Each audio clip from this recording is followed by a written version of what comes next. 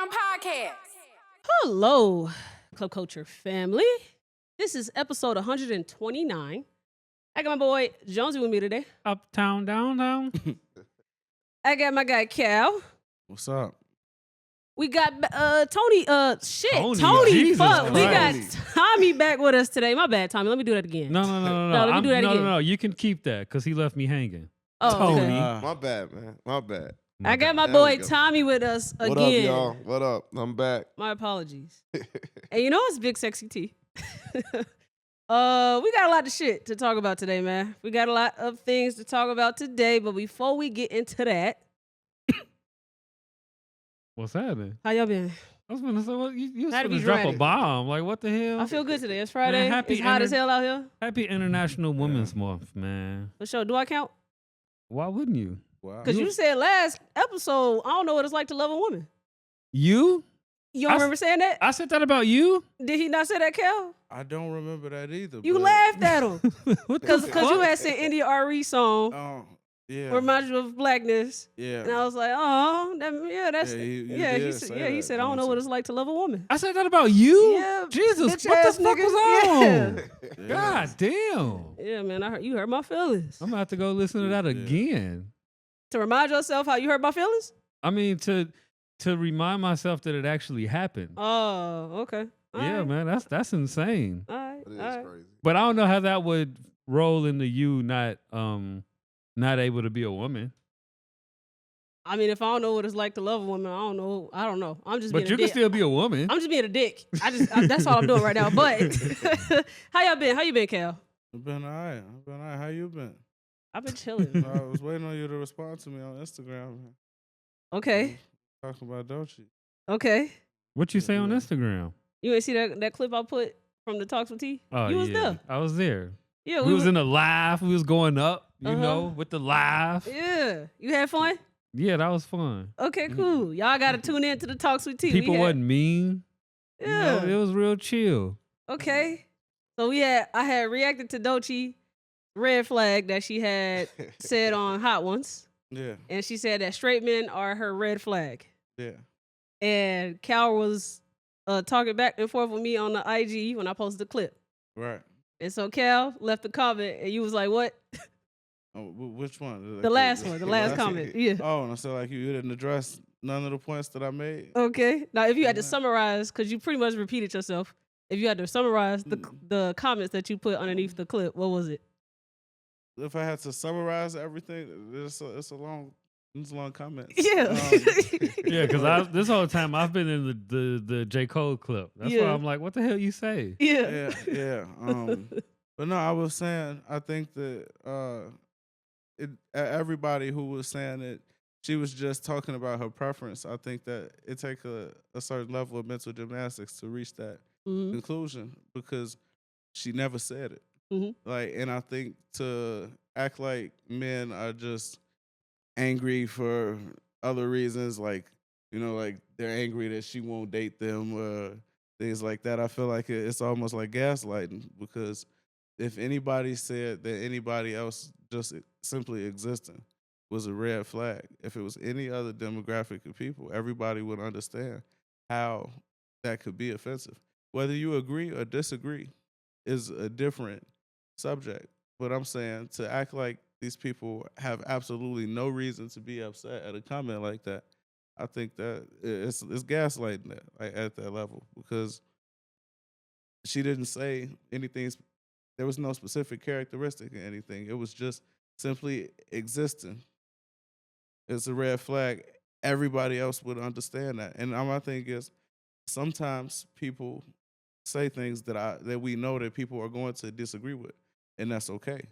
But if that's the stance, that I feel like people have to take that stance and say, well, I think she was right.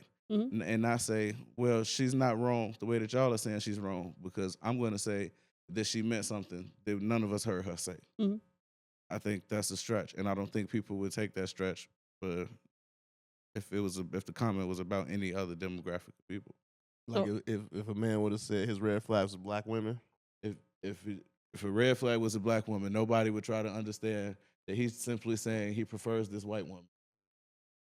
It didn't bother me. Which, but- and my thing is, Okay. I wasn't angry about it. Yeah. And I said that in the comments. Like, I wasn't one of the people that was angry about it. Like, I wasn't mad at Doechii at all. Mhm. But it was bothering me to see people justify it in that way without actually justifying what she said. So when you Which say made justify, me think that y'all don't really think that that's right for her to say. so when you say justify, you mean because you kept saying that I'm in me saying that is her basically calling out her preference, Right. and me saying I don't understand why people are having an issue with her saying this. I'm justifying why black or any man that saw that comment shouldn't feel away. You're not justifying why they shouldn't, but you definitely are implying that they don't have a reason to. Like, So I had said to your comment that she gave an open-ended statement. And so that leaves it to be implied by however someone wants to interpret it.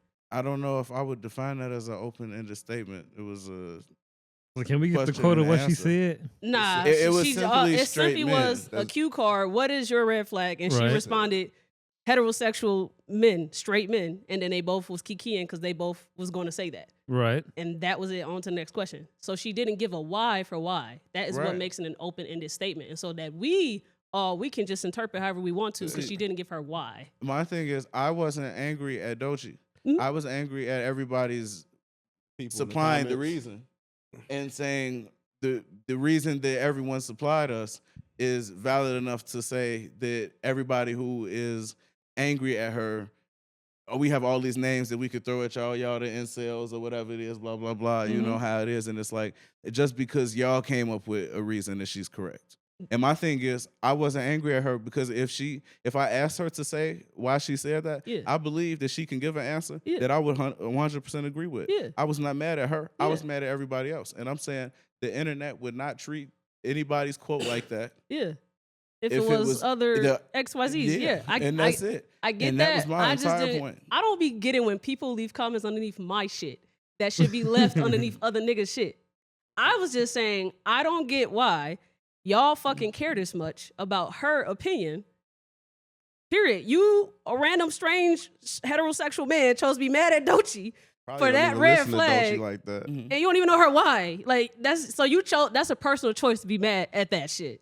Yeah, it is. That statement But- triggered some people. Yeah, and she then coulda- it triggered people to project stuff. If she said Jonesy is my red flag, Jonesy should be fucking mad. Yeah, I'm like, all right, hold Like, I the get fuck it. up. She Hold up. she said straight men. So if you a straight man and you felt away, fine. I just think that's a personal choice. The thing, I can agree with that, but what I'm saying, well, I was responding to you at the end of your video when you were saying, Everybody ain't got if you don't like, just because you like me, that don't mean I gotta like you. Yeah, that And- was me and- adding my flair to the shit. Right, Yeah. but that was a sentiment that I had seen a lot of people who were giving that argument. Mhm. They were also saying that same thing. That all these men just upset that they don't have a chance with her. They realize that their dreams not gonna come true. Blah blah Mhm. blah. That kind of thing. And it's like I don't think. And that's why I'm saying, like, at that point, if that's the argument that y'all giving, that's gaslighting, because you can't act like if somebody said it, that if it was you, if you fit in that box, Yeah. you can't act like you wouldn't be offended by that. And I'm not saying that you can't agree, because when I say things about the biracials, right, Yeah. I know that they're going to be mad.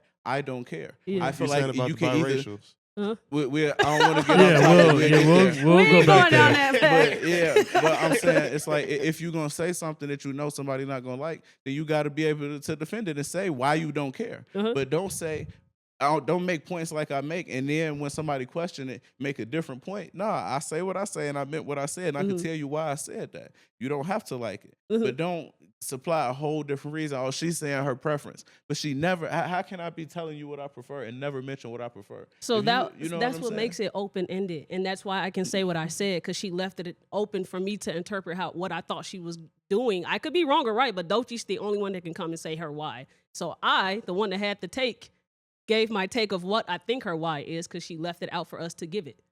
And so if you don't, all I said was I think that's her preference because she's a queer woman. That's literally it. And that's how I took it. That's how how I I thought took you it. should take it. I didn't respond to your comment because it was a Because- bunch of shit that I'd never said. Because what I'm saying is, if you ask me what my red flag in dating is, right? my answer is not going to be about men because I don't like men, right? So it's like at that point, you're not even really. It's like you could have, if she likes queer men or strictly women or whatever it is, right? The red flag could be something about them. It could be the queer man being selfish or whatever it is, right? Like it could have been a characteristic about the people she's trying to date. Yeah. If you're not trying to date us, how is your answer about people that you're trying to date? And the question is about dating. This how I Like looked you at know it. what I'm saying? I was not angry at her.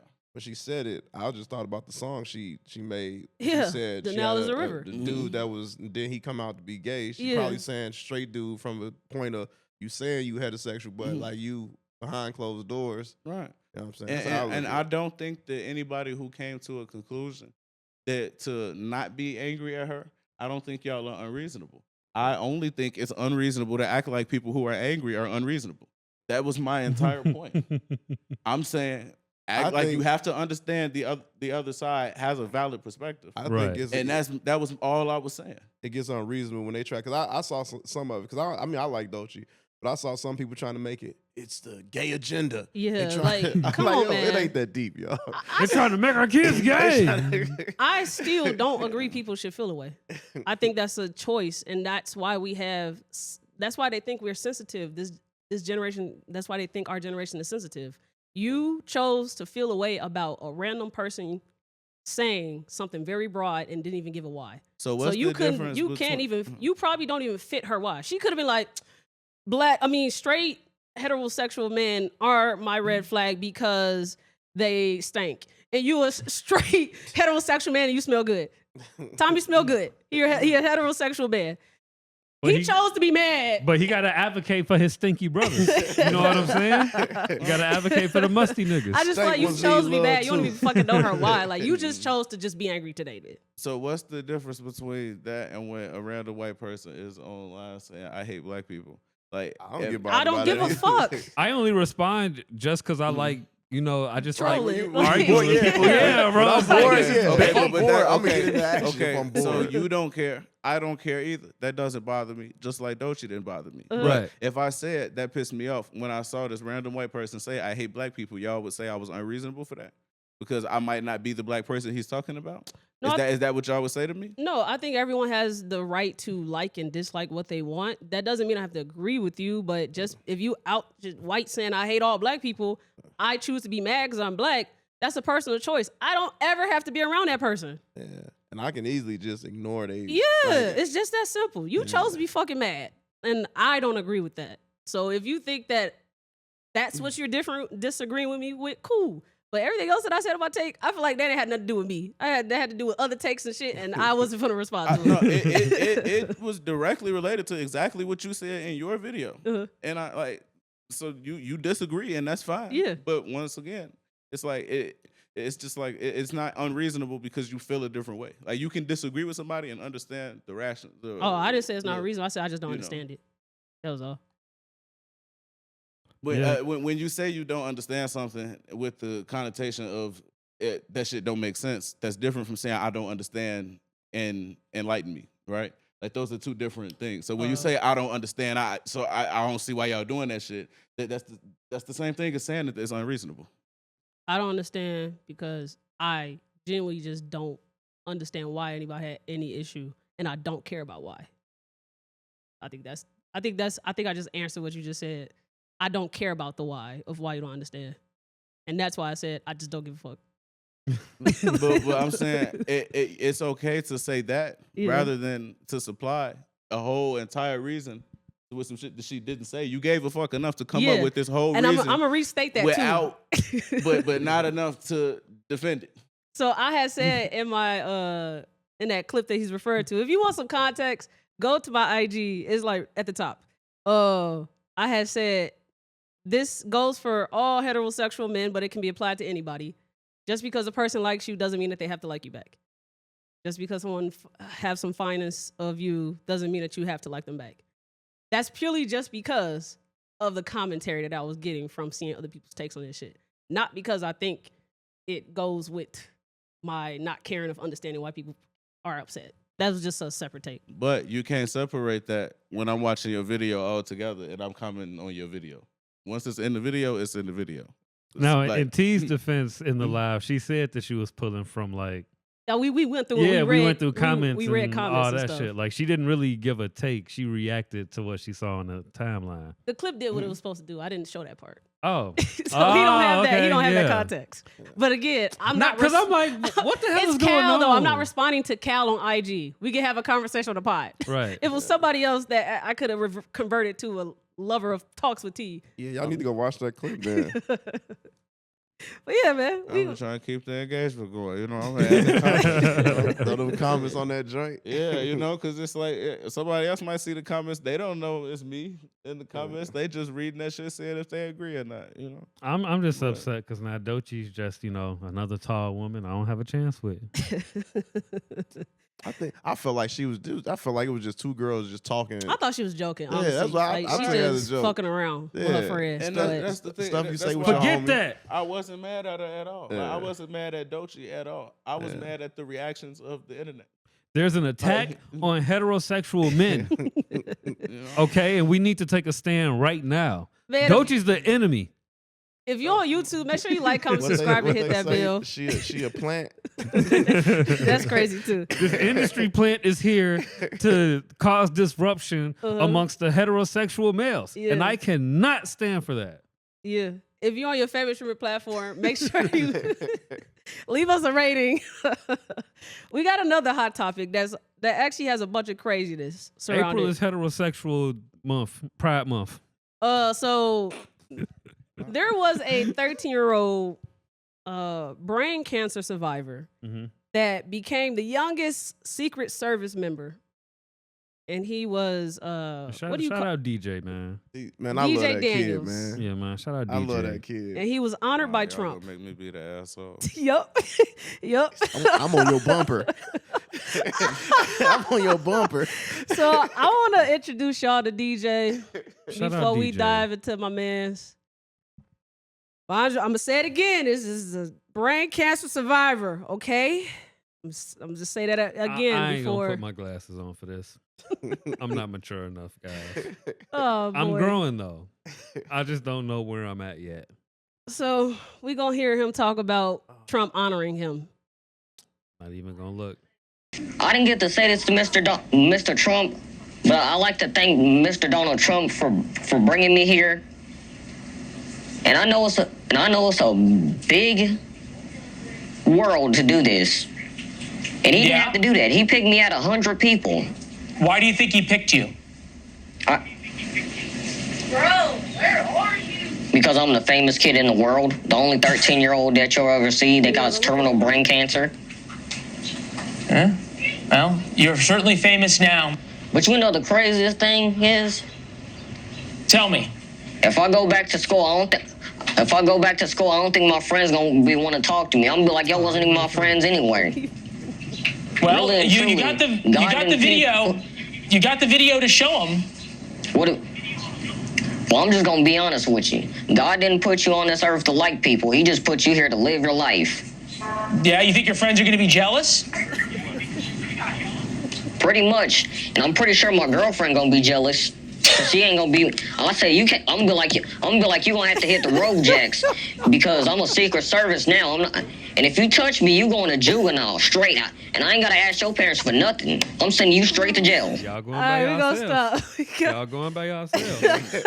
Dog, I Y'all love going that by kid, yourselves. man. Every time it pop up on my timeline, I'm sharing it, man. Oh my gosh. So It's the one time. we gonna dive into the bullshit behind DJ too. But we're just gonna stop there on that video, my guy. He's a cutie.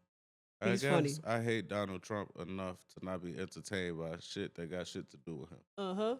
So We gotta get to You a better know. place, y'all. We gotta get to a better place. We can not like somebody, but when they do something nice, at least just be like, that Oh, we was gonna nice. get into it, Tommy. he was trying to remove funding Wait, from the cancer wait. research the day before that.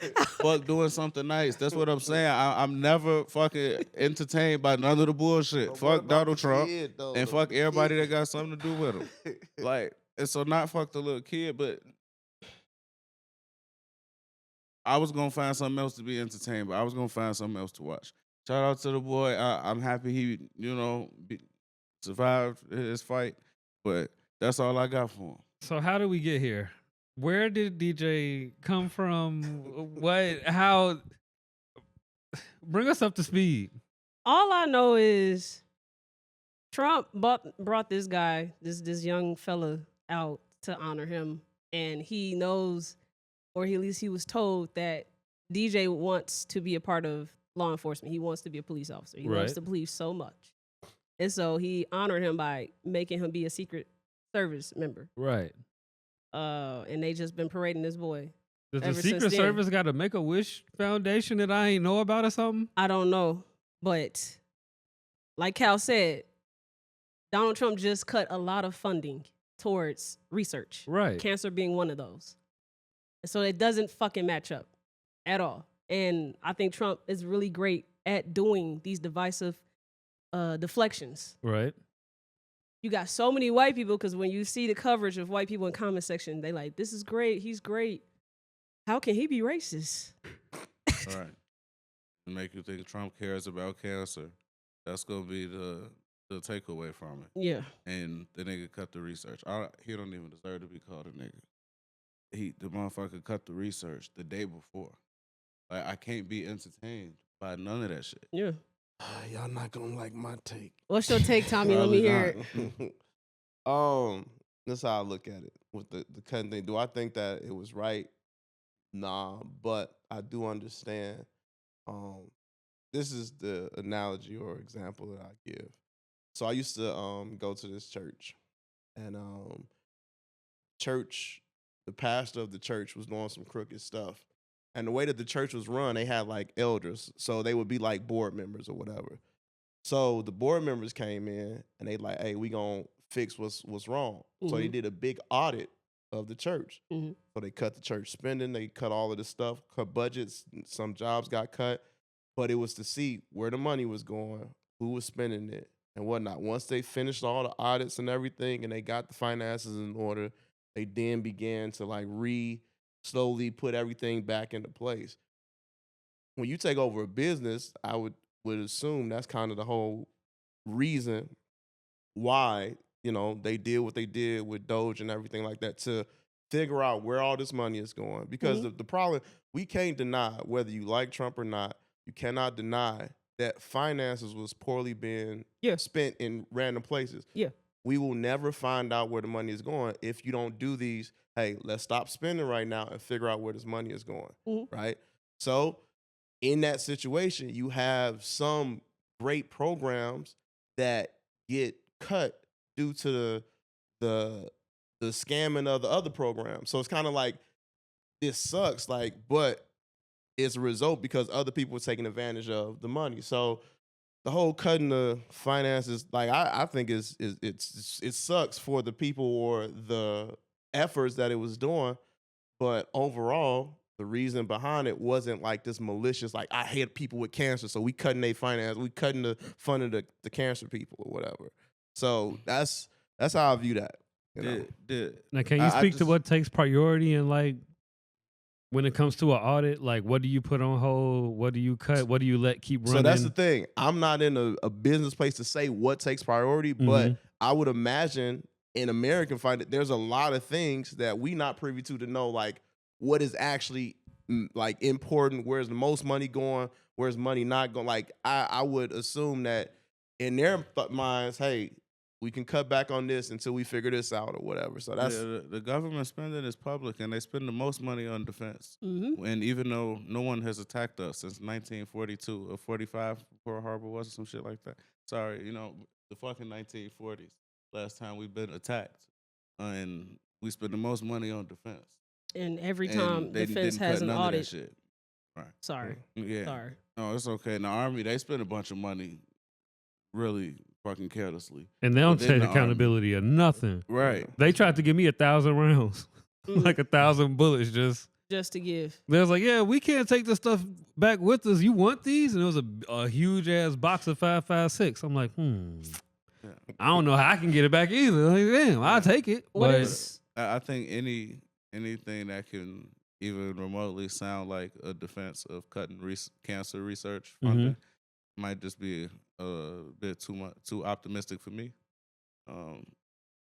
I just see the world a lot differently than that. Than to think that whether it's malicious or not, you didn't care enough. It's like y'all have the money to take care of that shit. You know, like which I 100% agree. You know, but at the same time, if we got 550 million going to some place that, you know what I'm saying, like it was like even some of the stuff sounded comical, some of the stuff that he's saying, and he was misquoting some stuff saying where money was going, but still in all of that stuff, there's money that's going to places that can be going. Like, this is how I look at it. Like, the way you feel about the cancer research, I feel that way about veterans and homeless people. We got people living out on the street, veterans who can't get care or whatever because they don't have the finance, but yet we send the money to study the sexual desires of chimpanzees or something. You know what I'm saying? Like, just stupid stuff. It's like, yo, this money can be better used or sourced other places. Yeah. So I get, you know what I'm saying, how you feel about it, but it's just like, the reality is money is being spent in stupid places and we got to figure out where it's going. And some people gonna get, like, I feel like no matter what, whether Trump would have won or, like, this is how I view politics. At the end of the day, somebody's gonna get bit in the butt. Somebody's gonna get the short end of the stick. No matter if it's the Democrat Party, they get, or somebody's gonna get the short end of the stick. And it's just like, who gets the short end of the stick? It don't have to be people fighting cancer. And like you said, you feel that way about veterans. I feel that way about veterans too. And I think they have enough money to take care of both of them. I don't think it should be the veterans or the cancer research that they're taking money away from when they, and then the guy is out there lying, talking about how much money they spending on condoms and shit like that. It was a lie. It just seems malicious to me because why is this child up here the day after you cut the funding? Right. Instead of just going, hey, we putting this funding on pause. The day after? Yes. The day after. And what funding did he cut? It was funding for cancer research in general. Like what specifically? I think because it's the only reason why I asked is because, and I ain't saying it ain't true, but people can throw stuff out there and just for the emotional, man, he just cut cancer research. Yeah, but it wasn't thrown out there. I'm talking. I get my news from the news. Okay. You know. The news be lying, just like Trump be lying. Everybody be lying. Well, according to Jasmine Crockett, she says that defense fails their audits every year. They're the only department that fails every year, and they get the most spending. Yeah. And Trump's tax policy taxes us, the lower and middle class, far more than the rich. So when we talk about malicious intent, that's where I'm focused on is why are we getting taxed more than your rich friends? Why are you parading Elon Musk's Tesla models in front of the White House because he's losing a lot of money right now because he's going through monitoring and trying to figure out what he should cut spending at when he's not even a part of America. And so this is the funny, stupid games that he likes to play where he'll parade a cancer patient and then cut cancer because people don't fucking do research to figure out what he's actually at play with. I feel it. All right. It's politics. I feel it too. I still love DJ though. I don't like anyone involved. So yeah, I won't say fuck a 13-year-old, but I'll say if I was 13, I would have said fuck him. That's the best way I could. Not if you tell me you gonna make me a secret. Like if I got a 13-year-old son, like DJ.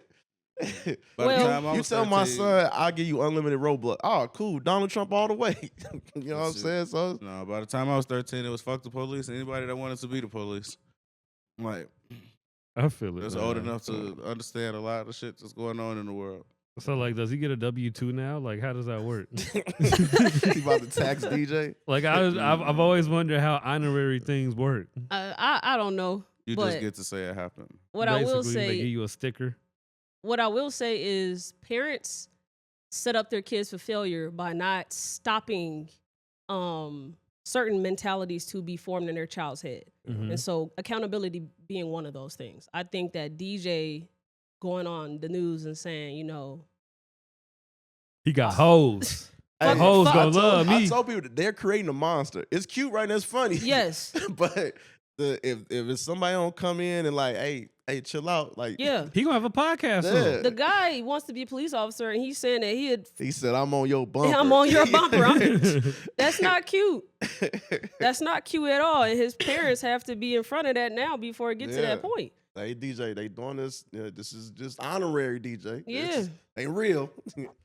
So, and his fucking dad need to teach him when he's being a puppet. Yeah. When he's being used as a tool. Right. If you actually watch the video when Trump did it in front of the whole ceremony, this daddy over there holding the damn kid up like a fucking Simba or some shit, like looking stupid as shit. But yeah, shout out, I guess, I don't know. Is he black? Yes. Okay. We gonna move on To to another fucking example of when your fucking parents are not stopping the way that you think before it gets too bad. Oh, yeah. So we have this track runner who has gone viral because she was caught in 4K hitting another track runner with a baton. I ain't never seen nothing like this. Now, I'm not finna show the act because I don't want to show that on my platform, but I will show her response to things, the child who was the attacker. Okay, after a couple times hitting her, my baton got stuck behind her back like this, and it rolled up her back.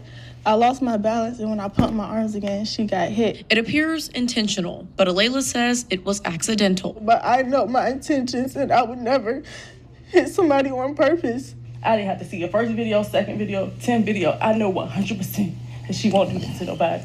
Her parents outraged at the backlash. The IC Norcom relay team was disqualified, a ruling that a local USA track and field official finds questionable. He says a play-by-play look shows that the Brookville athlete was running closely to Alayla. If a person comes up on the outside, they got to be a full stride ahead of me before they can cut in front of me. The other family spoke with the news station in Roanoke asking for an apology from Alayla, something she wants to give, but she says the other athlete hasn't been receptive, blocking her on social media, and instead the Everett family was served with court papers. And now we have to go to a city 3 hours away that everybody hates our guts already. They're assuming my character, calling me ghetto, racist slurs, death threats, all of this just because of a 9-second video. It's not a 9-second video. Yeah. You hit someone with a baton. Did y'all run track? Did you hear? It's more to that where she was saying, she in so many words, she said they was making a big deal out of the girl. They need to be worried about me. Like she said she physically hurt, but y'all ain't worried about my mental. Yeah, when she said that, I said, man, this girl tripping. Yeah, that was the whole thing is crazy. Yeah. How heavy are those track batons? I ain't never held one. I wouldn't know. They not heavy, but can you do some damage with that? I mean, she beat her ass like 3 times. It's gonna make the ping sound for sure. Okay. Okay. I got a good idea of what we're working with. Yeah. That's insane. I saw it when they first started rolling it out, because it didn't roll out like this bad person is blah blah blah. It was like one of them dark humor pages. Yeah. I'm like, damn, that's fucked up. I ain't think it was even gonna blow up like this, but I'm glad she blocked her. Yeah. That's the only response. Yeah. Like, why would the fuck I want to talk to you? Like her blocking the young lady that we just seen cry, like that lets us know that it's something we don't know. Yeah. If that was truly an accident, and that's your teammate, it'll probably still be fuck you. But she'll at least be able to, hear you out. No, they was racing against each other. That's what I'm saying. If it was me, they had the same uniform on. No, it was different. Just similar colors or whatever. All right, don't listen to the blind. An accident would say, "Hey man, let me stop running." Like you kept running. You want to win the race. An accident is not possible when you have to lift your arm backwards and you run it. Like that's just not a natural motion. That shit was not an accident. Like. And it's that simple. Yeah, one of the videos, she said the baton like got caught in her hair or something, so she like did the whole little. I'm like, nah, bro, you hit that lady, you hit that little girl.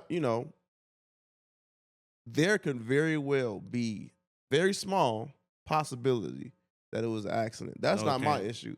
My issue is your response to it. Like to have the audacity to you just did something. If it was an accident. And your response is, well, y'all need to be worried about me more than y'all worried about her. Like, no, like you did what you did. whether it was an accident or it was on purpose. Like, take accountability. Like, yo, I messed up. It was an accident. I'm gonna assume just from the looks of her that has to be high school. Yeah, this looks like high school. That it's looks too like late, high too. school, right? Yeah, they definitely. For you to be able to lie like that, that's scary. Yeah. That's scary. And then for your parents to keep it going. Yeah. The coaches too. The coach, she has a community. I just saw on Facebook before we started shooting. She had people come out and congregate to listen to her side outside. We here with you. Rally. Yeah. Yes. Yeah. And I'm like, wow. So what? Like, I don't know what to do with that because that girl's going to grow up and go into society. She's gonna be one of the ones that say that, you know, she was perfect in all her relationships. Yeah, like that's where it stems. Like it's just having this. No one's wrong, or I'm never wrong. And I know growing up, I've been around many parents, black parents, and they baby's never wrong. The teacher never wrong. Sometimes the teachers be foul, but the teachers, I've seen it. I agree. My mom ain't never believed me. Boy, what? Tommy was in here, come, Mama, no, boy, shut up. Yes, she was. What do you do? I always got in trouble. It was always the one time I actually did some shit that I didn't get in trouble. And I'm like, come on, bro. I just feel like the appropriate approach as a parent is to hear your child out. Because I'm not upset about my child's not ever wrong mentality, but hear them out to find the rationale. Don't just hear them out just because it's your child and I'm already on your side.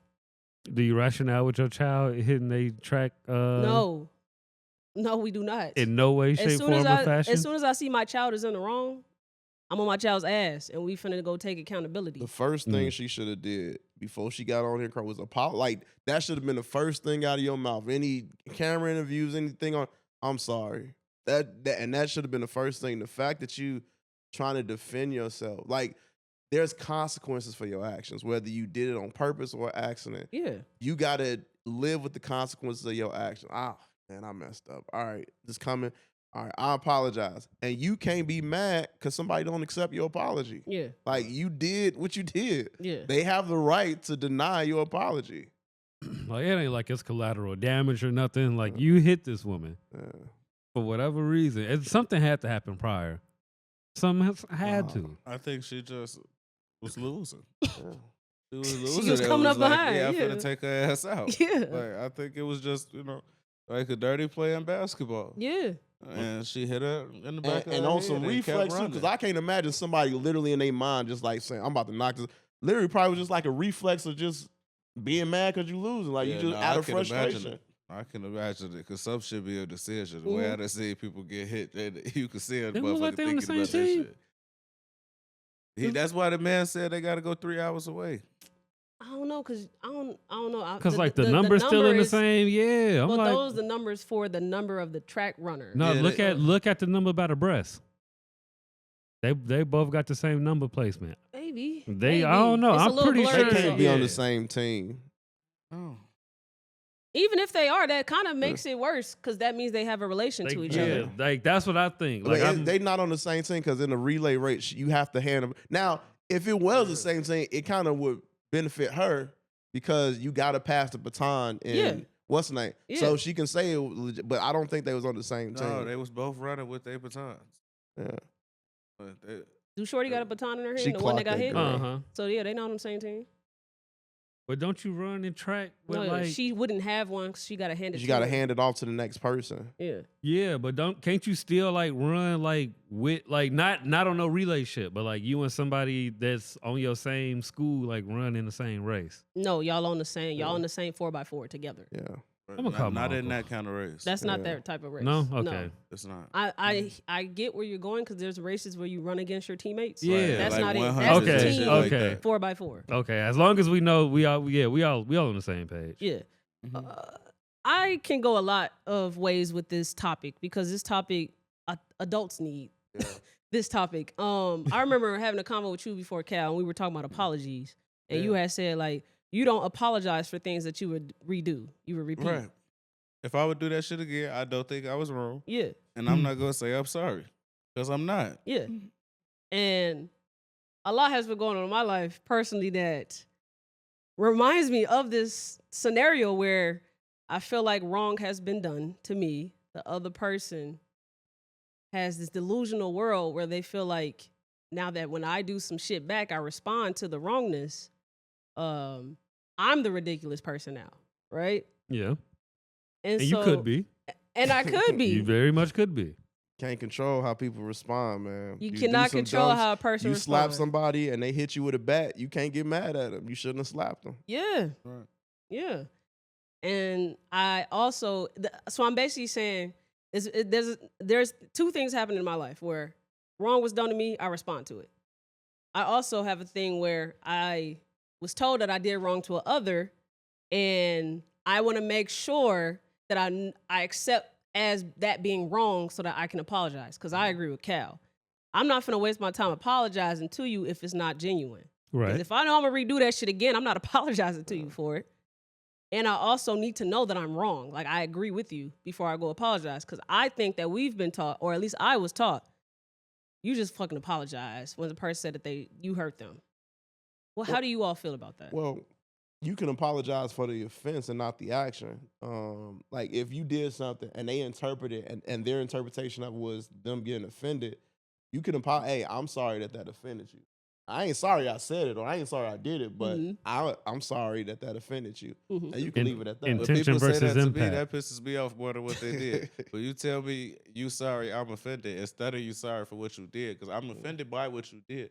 So at the point where you separated, I already feel like you're on some bullshit. So don't even give me that. Like Intention versus impact. Like, I didn't intend to offend you with my words, but I still meant to say them. Right, I can't smack And I'll you say and it tell again. you, I'm sorry that it hurt. Yeah. I hurt you. I did that shit. So how do we teach this to adults?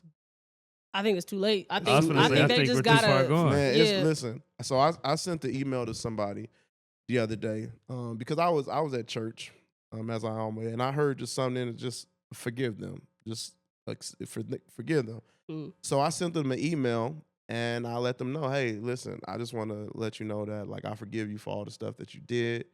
You know, the reason why I'm doing this isn't, you know, to get you to apologize for what you did. Because this type of person, I know for a fact that they'll never apologize, right? So I'm letting them know, like, you know, I'm forgiving you because I want to move forward and I don't want to keep having this thing as like a reason why it's blocking me from moving forward in any aspect of my life. Their response to me was, yeah, because you did all that stuff and this, and I'm like, yo, nigga, like, I'm forgiving you, like, and my first thought was to go back and point out every single thing that they did. But I asked them, I said, do you truly believe that in our interaction that you did absolutely nothing wrong? I said, if you believe that, this is the reason why I'm forgiving you, because you don't see your wrong in this action. And if you don't see your wrong in it, I'm driving myself crazy still being mad at you because you don't even see that you was wrong. So why am I going to sit here and spend my energy trying to, you know, be mad at you? And like, they can have it. Can I ask you a question? I was finna say, Why does your forgiveness require telling them? Why can't you let that shit go and let them feel whatever they feel or think whatever they think? Like, Because why that conversation? It don't require that, but in my instance, it required it because it was more of a issue of ego. Like, can I humble my ego to go to somebody and forgive them? And so in my situation, I was dealing with ego. There was a lot of things I was dealing with that, and I ain't doing that. And in the season that I'm in my life, I really got to tame my ego and my pride. So this was more so of an action of me, like, really, can you do this? And this instance of forgiving them is like preparation for me in a bigger situation where like I would have to like address my ego. So that's the reason why I'm did. I'm not saying that that's what you're supposed to do with every person, because this is some people that I'll just like, they can have it. But in this particular situation, I have to go in and just like, hey, man, I forgive you. now, Tommie, I asked this question with love. Yeah. Are you sending this person an email because you're blocked? Nah, I'm sending. Okay. I'm saying, well, technically I am, but I'm the person that blocked them.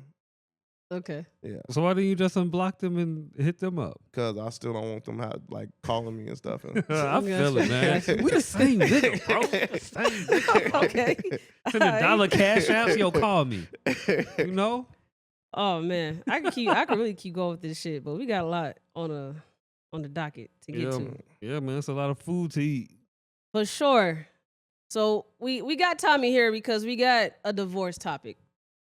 And I want to give a real great take on this because I was seeing a bunch of people's I was seeing the conversation behind this particular divorce we're going to get into.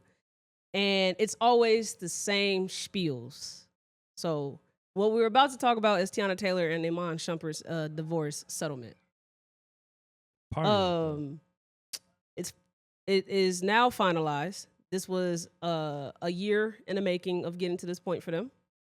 And when it was announced that they were getting a divorce, social media was in shambles because they were black love to a lot of people. Man, I'm messed. They fucked the city up with this one. Hey, that Black Love, y'all remember that little segment? That was a curse. Everybody that was on that Black Love thing, every last one of them divorced. G Herbo and Ari, man, that messed me up, bro. I thought they was gonna be together forever. No, when you get to having a nigga swing on stage like that behind you, it's over with. And so basically what a lot of people were saying was Teyana Taylor was awarded. I don't know. I don't even like saying that because it's like, that's her shit if that's her shit. How am I awarded my shit back?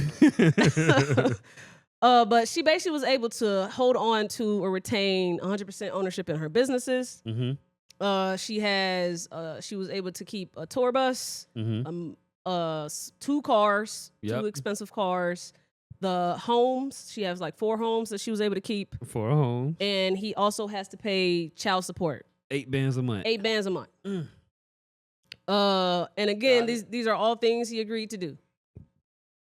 Now, when you see that as the headline, because that's what the headlines were, is all the things that she gets to keep or have or whatever, or was awarded to her. Mm-hmm. They were all like, see, marriage is only for the woman. I ain't never getting married. A bitch can't get my PS5 and Glock. Wish a bitch would. Wish a bitch would come for my game. So I would love to hear you all's perspective since we actually did the work to look into things a little bit more. Man, I finally got to, I don't want to use the word watch because I didn't get to see like both parties. Mm-hmm. But my godfather is somebody that takes me like through like real life shit. Like whatever he got going on, he'll give me the whole spiel. So I got to like watch him go through divorce. Mm-hmm. And I was like, gee, if this like regular dude, like he got a little, you know what I'm saying? Like he got his own shit and whatever, but he's still like a regular ass person. I'm like, gang, if you could lose that in a divorce and you people got to really protect themselves out here, but only if you got something that's worth protecting. So if the most expensive and valuable thing in your life is a goddamn PlayStation, maybe a computer, maybe a Hyundai, these conversations not for you. It's just not. They ain't for me. I don't want y'all shooting at me like I'm up top. No, they ain't for me either. I think what made it what it was the amount of money that we're seeing, millions in houses and stuff or whatever. And I always say, man, when it comes to divorce isn't the problem. It's bad marriages. People get married to people in stages of their life that maybe they shouldn't have got married to. This is why now I look back and when I got married young. I am not an advocate for young people getting married. Same. Because you don't even know yourself. Mm-hmm. You know what I'm saying? And then you get with somebody, and as y'all get older, you start to figure out who you are, and you realize, hey, our values and our, ideology, they don't align with each other. Mm-hmm. So, in situations where, and I saw them, man, that's why I ain't getting married. No, if you get married, don't cheat on your wife. Don't cheat on your husband. If you don't have conflict resolution skills, don't get married. Mm-hmm. So it's like you saying you don't want to get married because of divorce. There's things you can do to avoid divorce. A lot of things. A whole lot of things. One is not get married. 2 is if you get married, do the work to make sure that the marriage is going to last, right? Everybody want to give me, oh man, she bad. Or, oh man, he look good. Or oh, he got money or this. Y'all get married for the wrong reason. Even when it comes to love, like, oh man, I'm so in love with them. That's not enough. Yeah. So it's like people get married for the wrong reason. Then when it goes south, it gets ugly, So I just say, man, if you're going to get married or if get married to someone, I mean, you kind of said something like when we had the little spat about, Just because I like you, I ain't got marry somebody that like you. You know what I'm saying? Marry somebody that you enjoy being around, somebody that you want to be with, so that when hard stuff happen, you care that much about that person. All right, we can fix whatever issue we got because I don't want to lose you. I don't want to mess this up. The problem is we got to, because even then, Teyana, I was researching. She said there was no infidelity. Yeah. She said it was just, I read something that said something about just like verbal abuse or something like that. I was gonna dive into Yeah. to So that. it's like you can't say divorce is the problem. If the dude was verbally abusing her, again, I don't know. I wasn't in that situation. But if that's the thing, yeah, that is a reason that'll mess up a marriage and make somebody not want to be with you no more. Mm-hmm. So it's like, it ain't, I don't want to get married because they're going to take half. No. If you're going to get married, do right in the marriage so you don't have to worry about divorce. Facts. And they're not gonna cut your PlayStation in half, Hey. gang. Like you good. Like, not gonna take your 2011 Yukon. How old were you when you got married? I got married. I think I was 20 when I got married. 20. Oh Yeah. hell Oh, my no. God. Yeah. And then so my situation is even like, it wasn't that I just got married. I got married to somebody that had a kid. So even in the marriage part, we never had an opportunity to get to know each other because we went straight from like marriage to like now we got a parent. Right. So we spend a lot of time parenting, more time parenting than we did getting to know each other. So it's like you see like a lot of these young people getting married, and it's like, man, y'all, if y'all just wait, like use your 20s and I ain't talking about use your 20s to be a hoe. Use your 20s to like really discover who you are, what you like, what you don't like. You know what I'm saying? What you stand for. You know what I'm saying? Right. You easily influence in your 20s. And you can go with the wind. But I feel like when you get to that 30, it literally, when I hit 30, it literally was like a light bulb went off. Like, oh, that's who I am. Mm-hmm. You know what I'm saying? Figure that out first before you even commit to being married. So you ain't got to worry about divorce. And if you get into a relationship with somebody, y'all have a conversation about, okay, if this don't work out, what does that look like for us? Right. You know what I'm saying? If we can't figure things out, if y'all watch Love Is Blind, they had a thing on there where she brought up the prenup or whatever, like how people, oh man, you bringing a prenup, you think it's gonna end. No, it's just the business side of it. You know what I'm saying? If it is to go left, how we want to handle things accurately, like come in, you leave with what you came in, and if we built something together, we split it. Yeah. We don't know, we saw them houses that she got. We don't know if she paid for all them houses. Mm-hmm. You know what I'm saying? The things that she got to keep. We don't know if she was the one spending all the money on that. She could have been getting all of her shit back. Yeah. I doubt it. Y'all know that man was on the NBA salary. Yeah, but also but he people also wasn't. Yeah. He also, when I'm looking up their first year together, but his last contract was in 2021.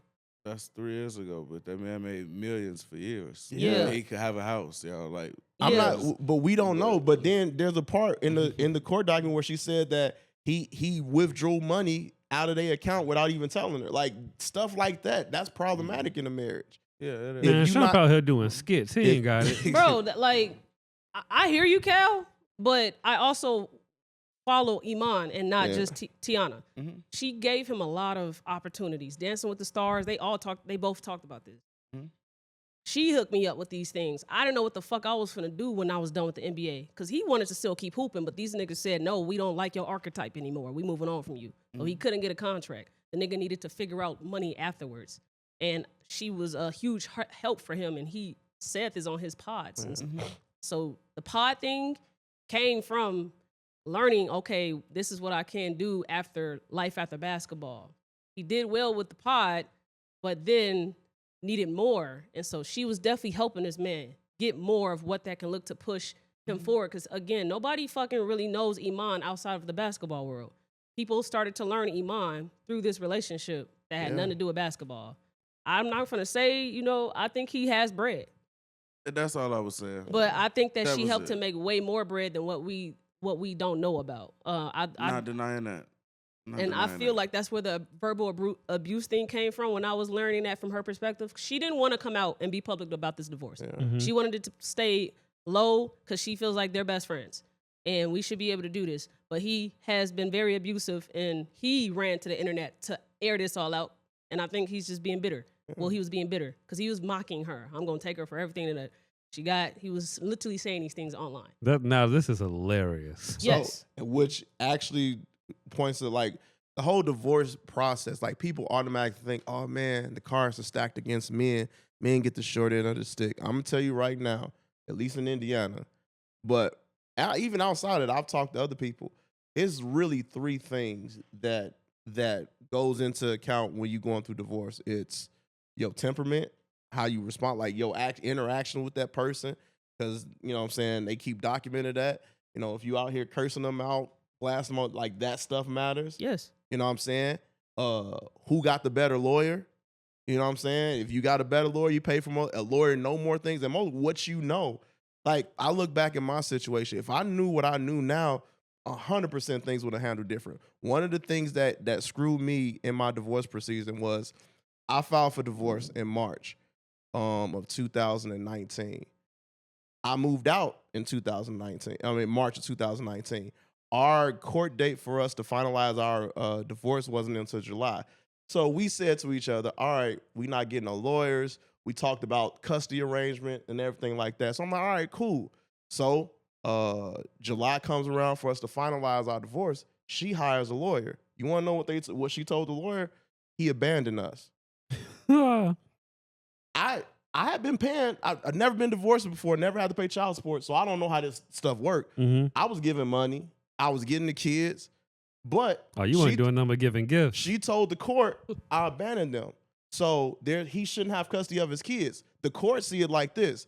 If you ain't seen your kids in 4 months, because their goal is we want to do what's best for the kids. Mm-hmm. If you ain't seen your kids in 4 months, why would I uproot them of what they've been accustomed to fit you? So I only had every other weekend, even though she was lying. Had I known what I know now, I would have stayed in that house. I mean, we would have been, it would have been awkward. Yeah. But until the divorce proceeding was finalized, I would have stayed in that house. Right. Then when I went to court, I could have said, hey, I want 50-50 custody. And they would have had no choice but to give it. Like, hey, the kids see both of y'all all the time, so we might as well give y'all this. Mm-hmm. The issue is a lot of us don't have the knowledge of like what the courts be looking at when they go into these proceedings, right? So it's just little stuff like that we don't know about. Yeah. So it ain't that the cards are stacked against us or it's like they favor women. Yeah. It's just women be smarter than men in those situations. I don't even think they be smarter because they don't be knowing that shit too until they learn through practice. How old was you when you got your Did divorce? was lie. Oh. I don't think that was the greatest story to tell, to say that the odds are not stacked against the man when this woman walked in there and lied and fucked everything up, and that was all it took. She like, lied. there was no strategy. No. It You wasn't know that. what I'm She saying? she lied and she had a lawyer. I didn't have a lawyer. So I'm going into the courtroom without a lawyer trying to defend myself, and I'm sitting up there sounding stupid. He cooking your ass. Cooking me. Per Indiana 36 dash. I don't know none of them codes. I don't know none of them stuff. And like the judge literally has to look at this like, hey, he right. And they have to go with that. So it ain't that I missed the part that you didn't have a lawyer. Yeah, no, I didn't have a lawyer. She had a lawyer. That's the worst thing when you try to, because judges used to be lawyers. So when somebody come in there trying to represent themselves, they automatically look this nigga. Like this is almost a disrespect to the profession. So that's automatically like a strike against you coming there trying to represent yourself or whatever. Mm-hmm. But in the divorce proceeding, she got a lawyer. I'm sitting up there. I don't have a lawyer. She done told them I ain't seen the kids in 4 months when I just had the kids. So they're like, yeah, man, we want to do what's best for the kids. So you get to see the kids every other weekend. It wasn't until I got a lawyer, and thank God for COVID, when the kids had to come stay with me because I was teaching from home. That's how I end up getting my kids. To relate to what you just said back to Teyana and Iman's situation, there were infidelities, but she wanted to make it very clear that this wasn't because of that, because she participated in things with him, threesomes and whatnot. Mm-hmm. All the niggas, they focus on that part. What you mean cheating? Even though she literally said we're not cheating. Like, I see you doing threesomes with bro. So what exactly is it? Why y'all ain't together? And so she had to give her peace because he was going crazy online, right? The judge sees those things. If we can see that you posted this on IG and you're doing this ridiculing and mocking and shit, they can see that too. Yep. So what you were saying, like, I do think that is something that we don't think about. But I sometimes think that's a good thing because it shows the authentic you, and you can't cap when you go in the courtroom. Mm-hmm. I think that she enjoyed that to be able to speak to that shit. And I think if you listen to Teyana Taylor's album called The Album, now that I see everything and how it played out with them, I think she was talking about their relationship, that whole album. And having that nigga on the project, he's sick as hell. He's sick as hell on the project with her. And you doing allegedly this verbal abuse shit. And she was giving some painful ass songs on that project. He was on there rapping? Yes. Is he a good rapper? I ain't never listened to none of his stuff. He's not bad, but he not. He got the technical skill to rap. Yeah. Like if you told him to do it, he can do it. Yeah. Will you be impressed? Probably not. He sound like AI to me for good rappers. Yeah. Yeah. Shout out Sean, man. You know, he out here got bars, man. Yeah. I mean, because I'm an advocate for fathers in general, but like at the same time, it's like, number one, we don't know all the details of the backstory or what's going on in their household. Only those two know. But if what she's saying is true as far as like the verbal abuse and you talk about him talking about that stuff online, and they go into court, and we don't know, again, their financial situation. If she was the person, was the primary breadwinner or paying for everything, she might have, like you said, got her stuff back. You know? So to look at that situation, we have the issue that we have is that we project what's we got going on. What we got going on. We think, man, that's what they did to me. No, they didn't do that to you. Yes. Ain't nobody do that to you. Yes. Your daddy not in your life because of what they doing, bro. Your daddy was not in your life for something else, bro. That ain't it. That is hilarious. It was one last thing I wanted to say about this shit. The money part that you brought up about Iman having bread. The child support is $8,000 a month. We've seen child support for celebrities. It is not $8,000 a month. I feel like he got off good. Good as fuck. I mean, I know a lot of people who pay similar amounts. Like we comparing our 400. You personally know, or you just know of their value? No, I'm talking about like from their stories and shit. I don't know niggas in real life paying $8,000 a month. I'm talking about celebrities and their child support. Yeah, I've seen that. You know that number quite a few times.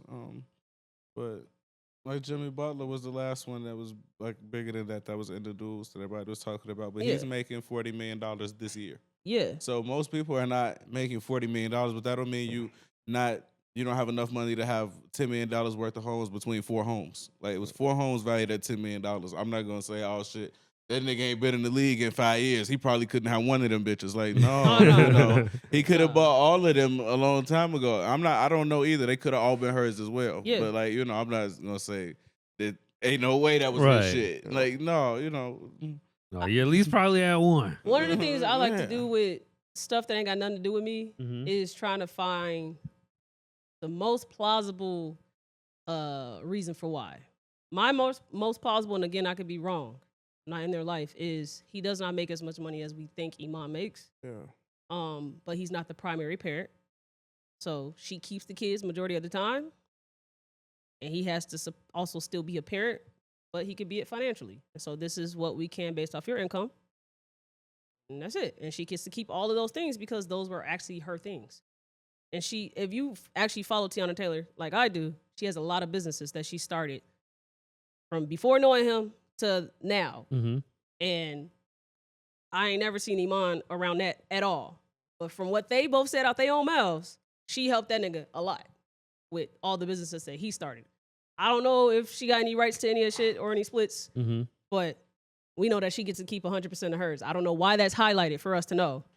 And we don't know what has to go with his businesses, because I would like to know that for my plausible reason for why. Because they didn't mention nothing that he got out of the deal. So like, you know what I'm saying? And that's that. I look at stuff like that. So like, if they didn't mention, apparently, if she got to keep 100% of her stuff, this was stuff that she was able to prove. I did all of this. Yeah. Like the court ain't gonna just like give you everything if you had no, like if both of them built that, they will say, hey, y'all gotta split that. Or there has to be a divide where he gets some of it. Yeah. That's not all the way true. Because if they did not have any kind of agreement, any kind of prenup to anything like that, and then you are the cause, that's why they have with divorce, like they talk about who's at fault. So if you've been abusive, no, we are gonna let this lady keep 100% of her shit, and it happens with men sometimes. Where if the woman was cheating or whatever, that man do get to keep some of his businesses. Like they evaluate their behavior. So if Iman is acting like that, that doesn't mean that he didn't have shit to take. That just meant, well, you don't get to cheat on her, abuse her, or whatever it is, and take her business. So does that mean that that's not fair? If you know that they have the at-fault stuff and you doing the dumb stuff, can you be mad when they say, hey, you did this, so we got to get us to... No, I don't think that that's unfair at all to say that we're not going to give you her shit. I don't think that. But that her being able to keep everything that's hers does not mean that everything that she got was hers. Like, especially if they're going to if they're going to allow you to keep all of your shit, they're usually also going to take something away from them because it's a punishment kind of thing at that point. So you're not going to get to keep all your shit and they say, all right, well, he gets to keep all his shit too. Nah, you got to give something up for acting like that. Because if he didn't, he would have been entitled to some of that shit, especially if she's built shit within their marriage. If I can just speak to that, that's the thing. We go into thinking that divorce, like the motive behind divorce is a punishment thing.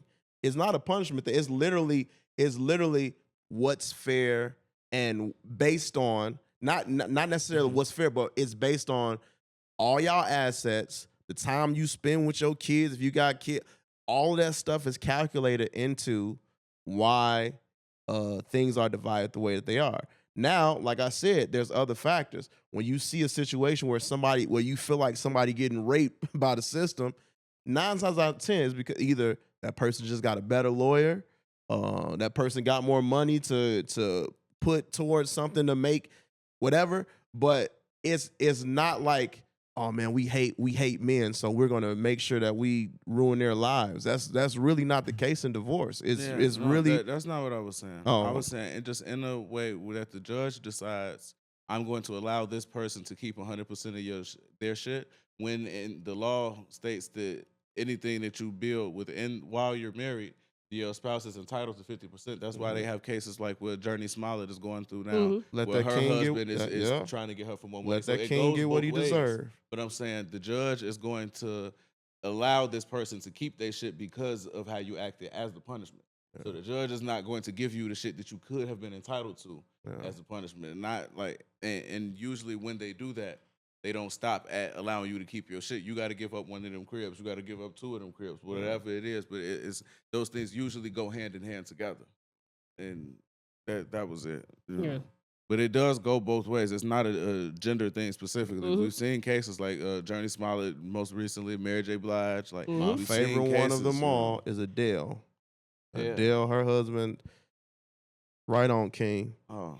See, no, I don't like that shit out of spite. I don't like it with either side. I feel like why can't we break up and you go back to being broke or whatever it is? Like I don't agree with that.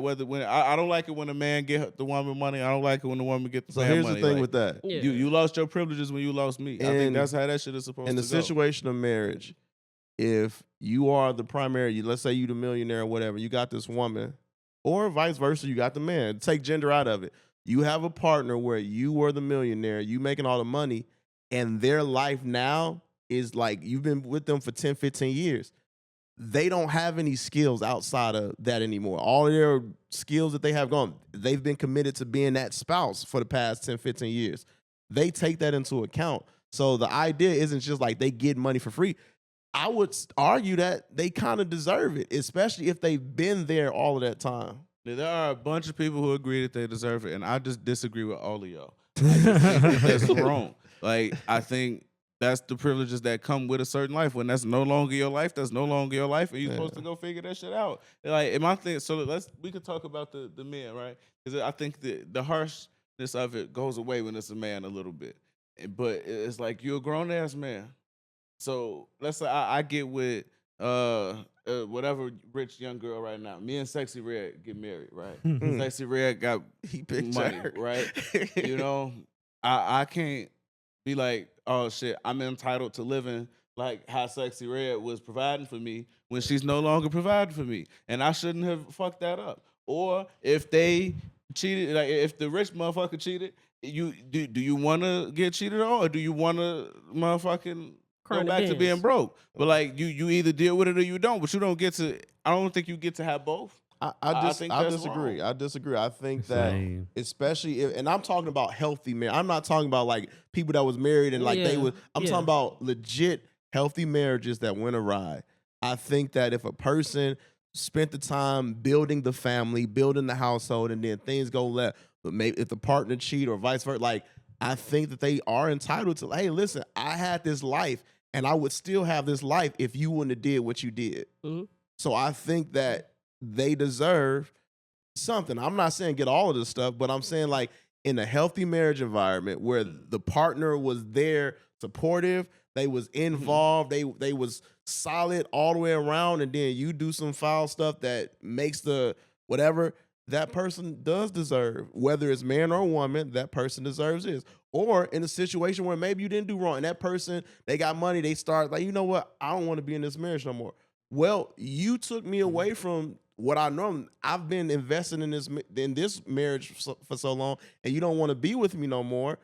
You got to compensate. Like I have to move on in a new life that you shouldn't have wasted my time. I think that's just life. I think that's life. Sometimes shit works out, sometimes it don't. It don't work out, and now you got it. It's like, damn, if a motherfucker get rich and they ain't go broke, they can't say, well, damn, somebody owe me some money. I'm only used to being rich. I can't figure out how to be broke. No, your ass is broke now, and that's the end of it. So But it's like, the difference is no. you're playing a role now in the reason why they broke. Well, look, so hold on. No. I wanted to respond to that earlier when you were saying I would still have this life if you didn't do what you did. You would still have this life if you got over it, right? You don't have this life because I cheated and you decided that was too much for you. You made your choice.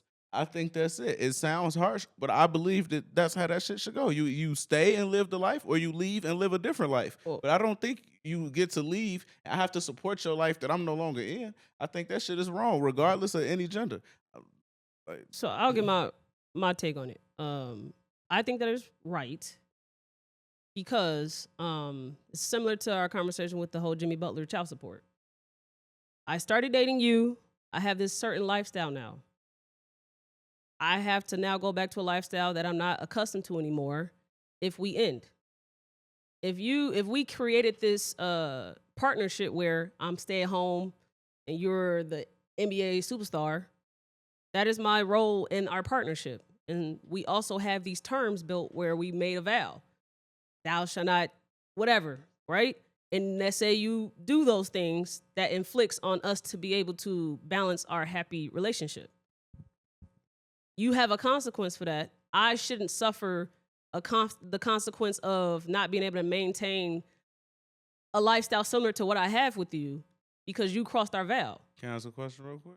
Yeah. Why isn't the consequence losing my love? That is it too. Why is That's it? Why part isn't of that it the too. consequence?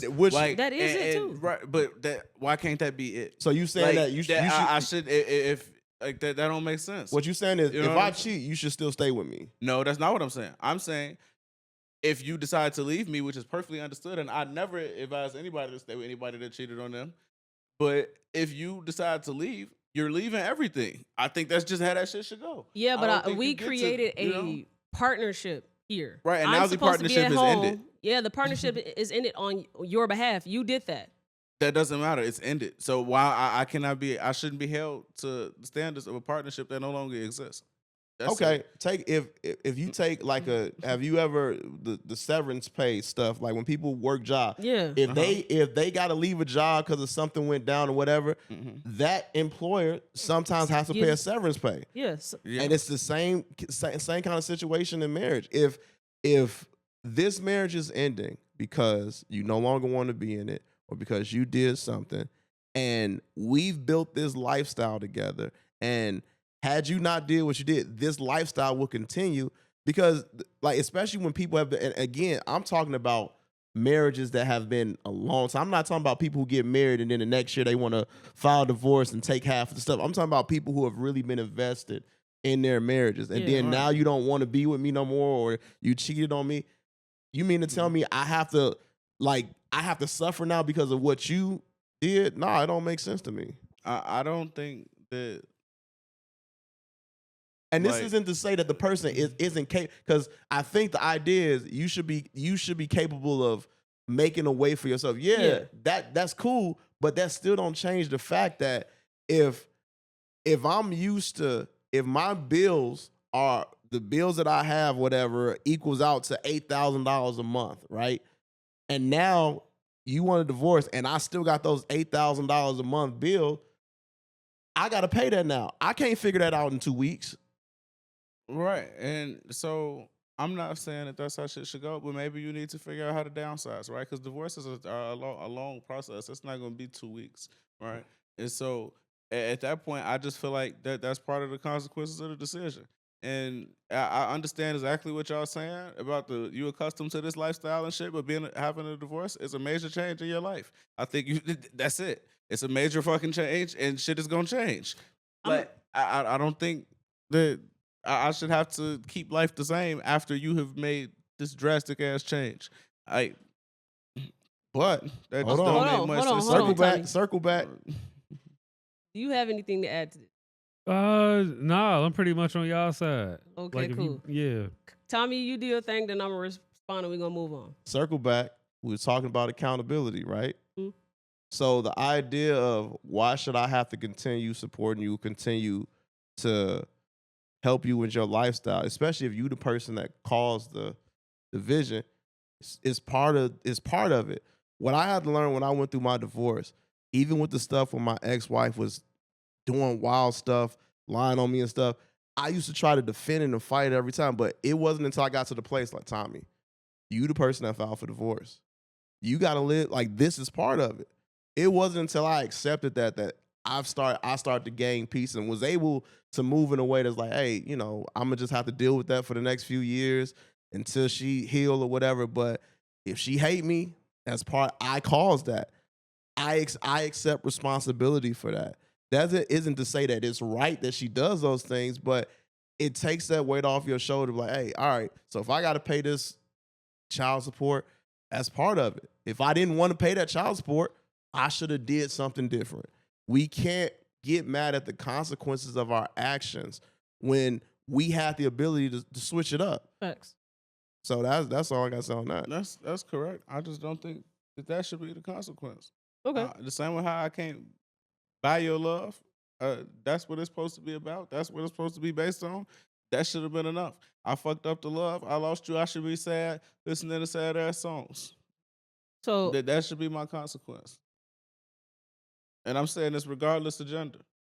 Like, so my take on this before we move on is, you and I started a partnership.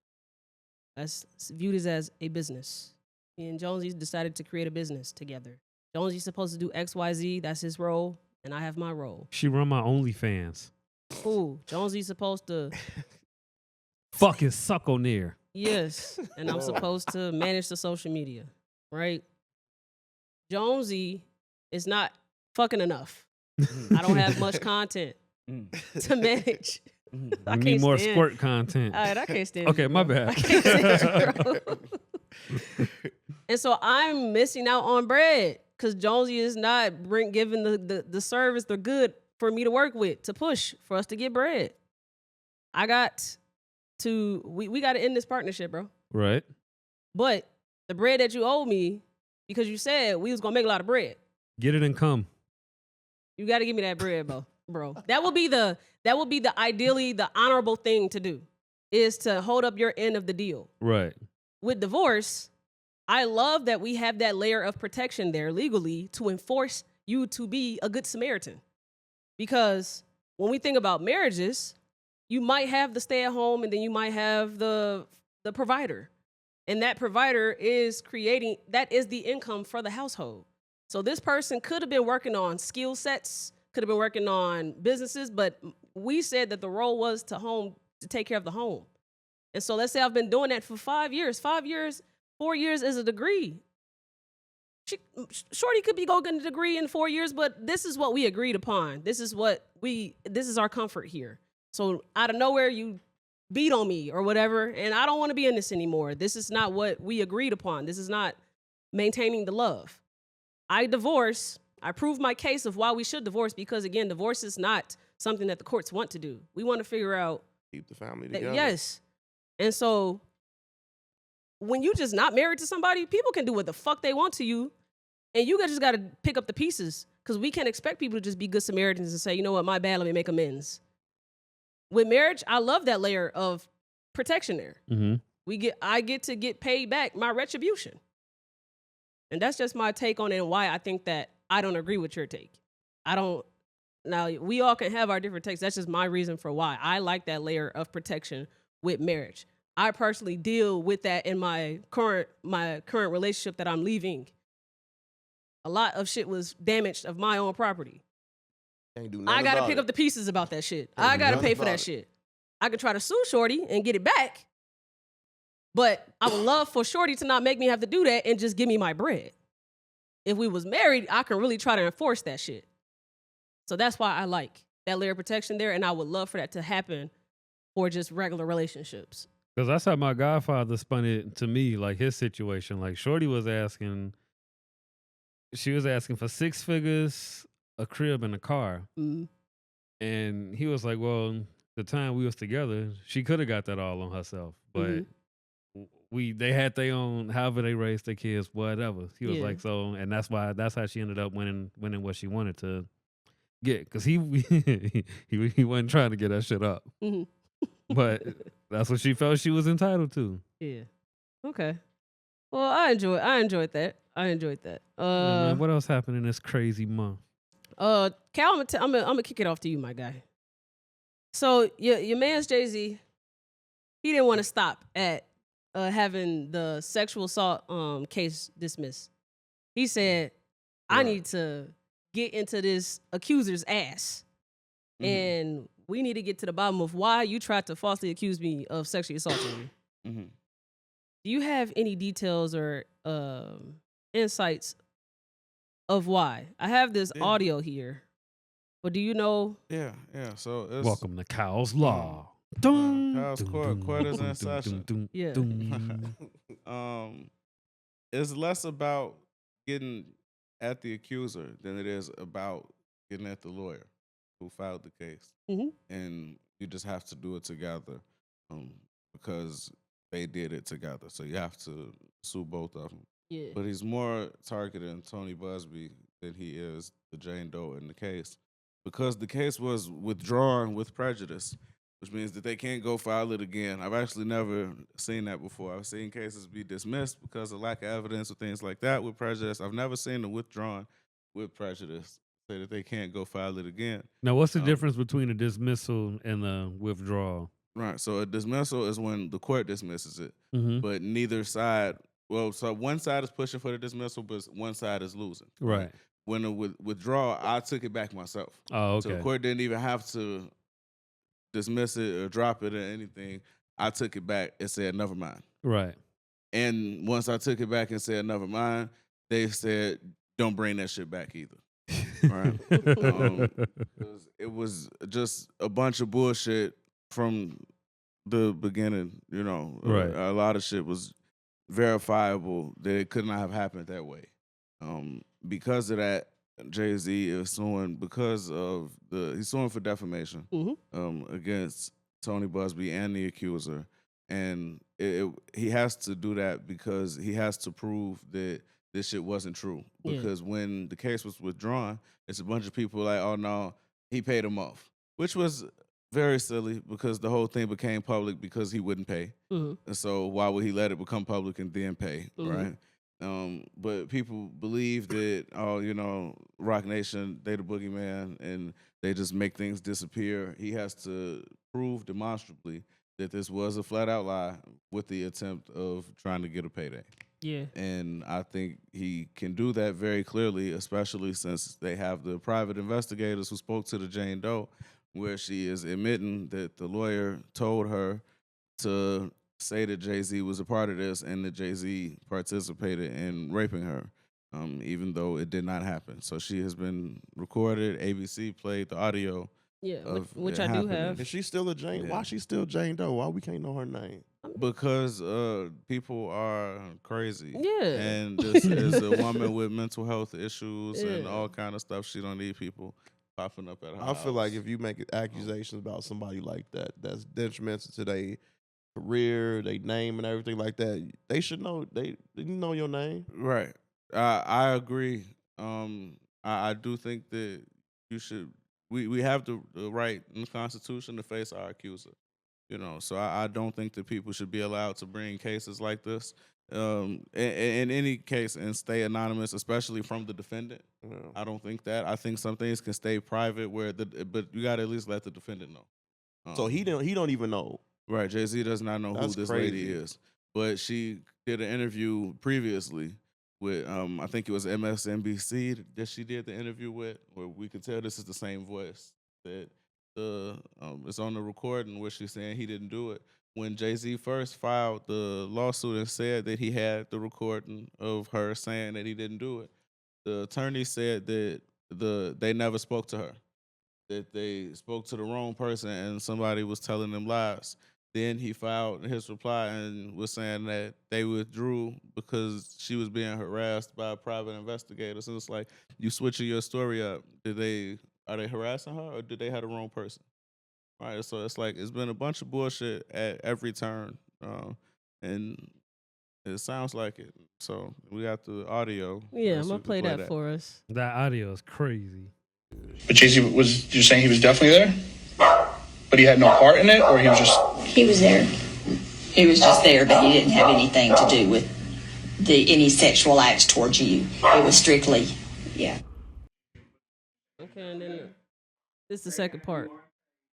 They have you on tape denying that Jay-Z assaulted you. Is that true? No. I don't. I've never said that. Okay. They also say that you told them, and they have it on tape, that I, Tony Busby, told you to came up with this plan and told you to say that Jay-Z assaulted you so you would get more money.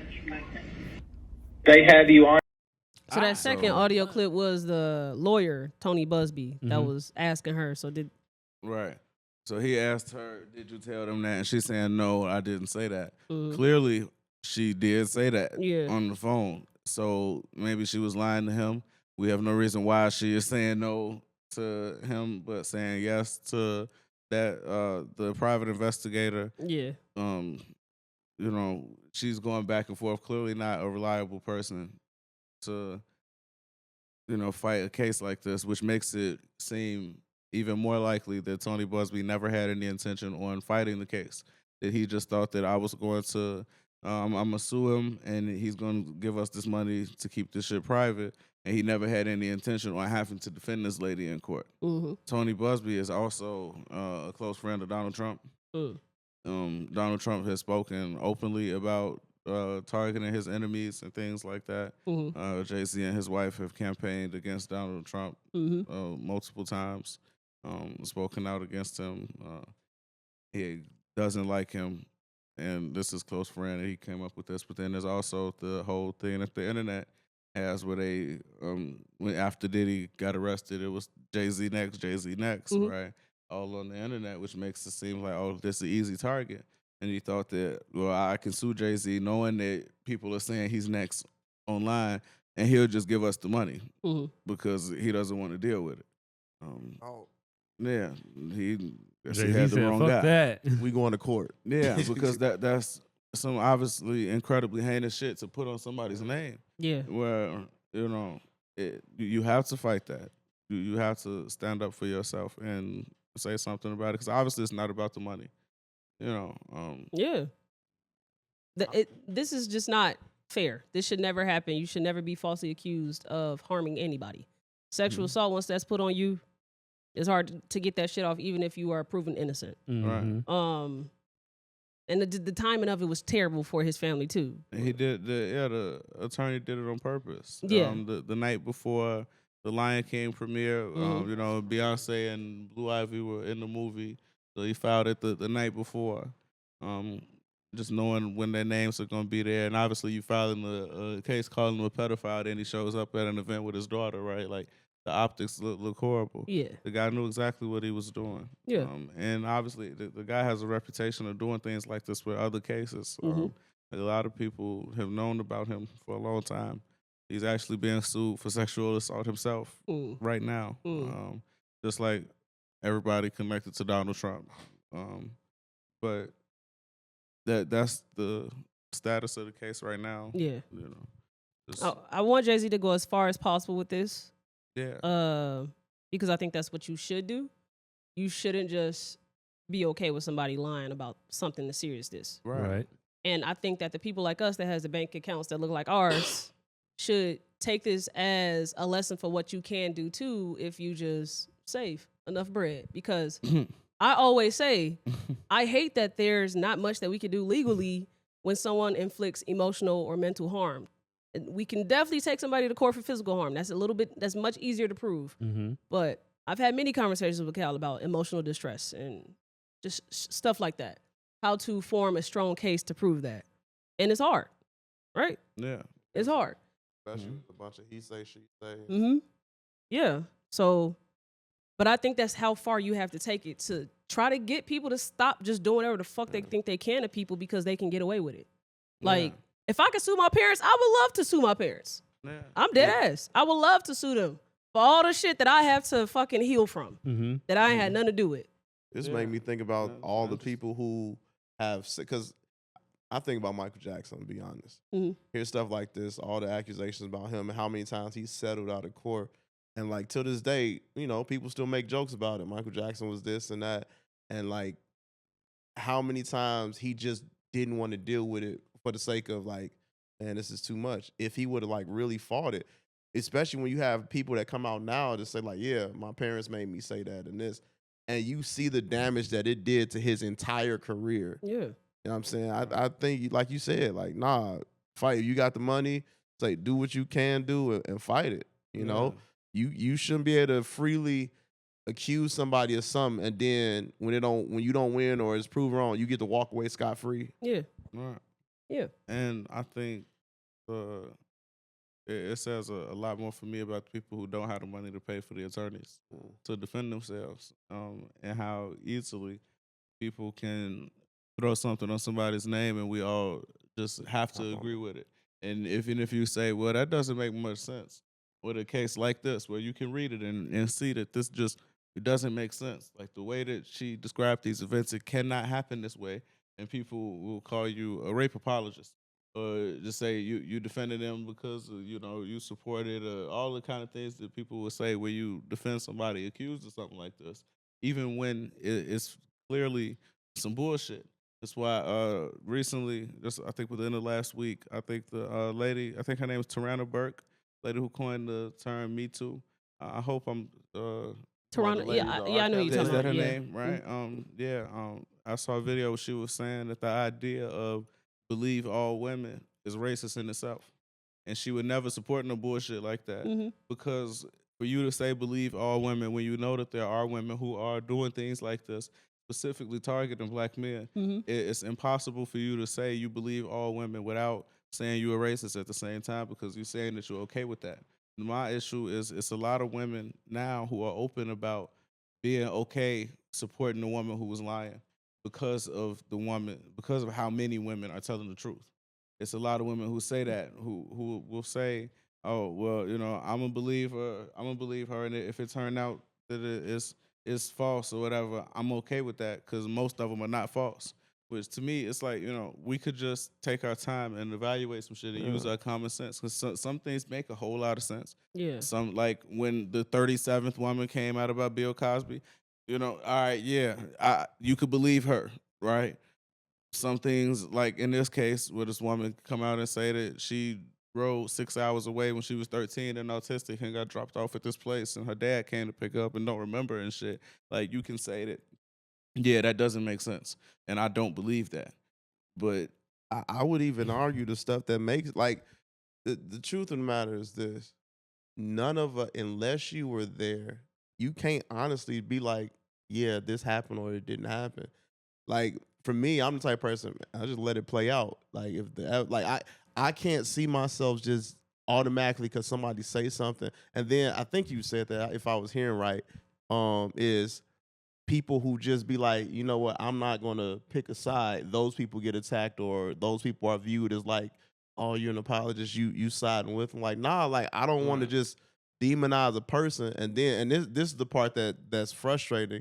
When it comes out that it was true, nobody backpedals and say, hey, we got it wrong. Yeah. Hey, I ain't seen this audio get shared nowhere. Nobody comes out and say, yeah, they made that up. We were wrong. We reported it wrong. We got the wrong information. It's kind of left there because the way the internet work is, you will hear something 10 years from now, and then you would think that because the way history is set up, oh, this had to happen, or like this really happened, and it's ingrained in your brain that happened, and nobody has ever backpedaled and say, no, this didn't happen. So yeah, right, and like that's what happened with the whole thing. They've been saying that he raped Foxy Brown when she was a teenager and stuff. And she done came out multiple times over the years and said, no, that never happened. It's offensive that y'all keep saying that happened to me. And people just don't care. Yeah. Right? And that's the problem with it, where it's like you put certain things on somebody's yes, name. It did happen to you. Yes, right. it did. It happened to you. You could put certain things on somebody's name, and it just has to stick. Yep. And I think that's a real fucked up thing about society today. It's just real fucked up about how we got there. Tinfoil hat people and Jaguar White. I will say that I hate cases like this where we prove that an accuser was lying, because it's used as a gotcha moment more than a lesson learned for what we can do when these moments actually does happen. Mm-hmm. Because we are pretty aware that it's not likely for a person to lie about sexual assault. Yeah. It's a very small percentage, and I would love the conversation to be about what we are currently doing. Where we talk about, okay, when this does happen to you, what you should do, or what you can do to try to come back from this.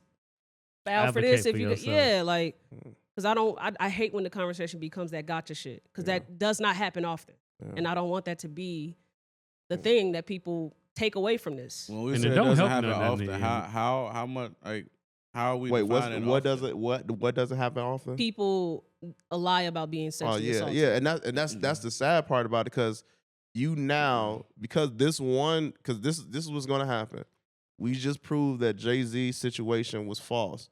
Now somebody who it really happens to, if they present or say, oh, they just like them, or they like it opens up this avenue for like people to take advantage and say, nah, they just trying to tear my character down. It's like, man, when do we get to a place, like, I feel like if we came out and, honestly, I don't even have an answer to it, if I'm being honest, just thinking about it, because it puts us in a shitty situation where we have to have these conversations like this.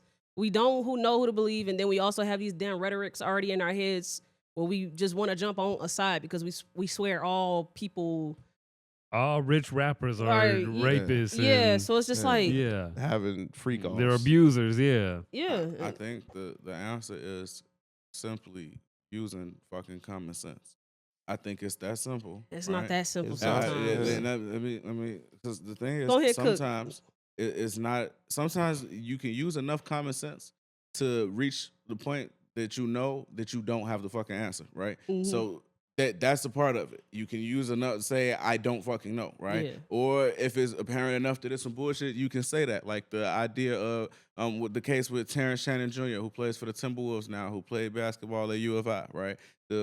He got accused of it, and he had to sit out damn near a whole season. They didn't know if he was going to get drafted. He's a rookie right now. Mm-hmm. So this is just some very recent shit. The problem is when we say it don't happen often, it's because we don't have enough cases like where it's Jay-Z or it's a nigga that's going to the NBA, because it's niggas who don't have the money to go and fight for the lawyer, where they just end up just taking the fucking plea because they could take this plea now, or they could take it to trial and get sentenced to triple the fucking time, right? So it's so many cases where it happens like that, where we can't say that how often it does or doesn't happen. Like, it was a guy who just got released out of Cook County who just served, it was either 16 years or 26 years.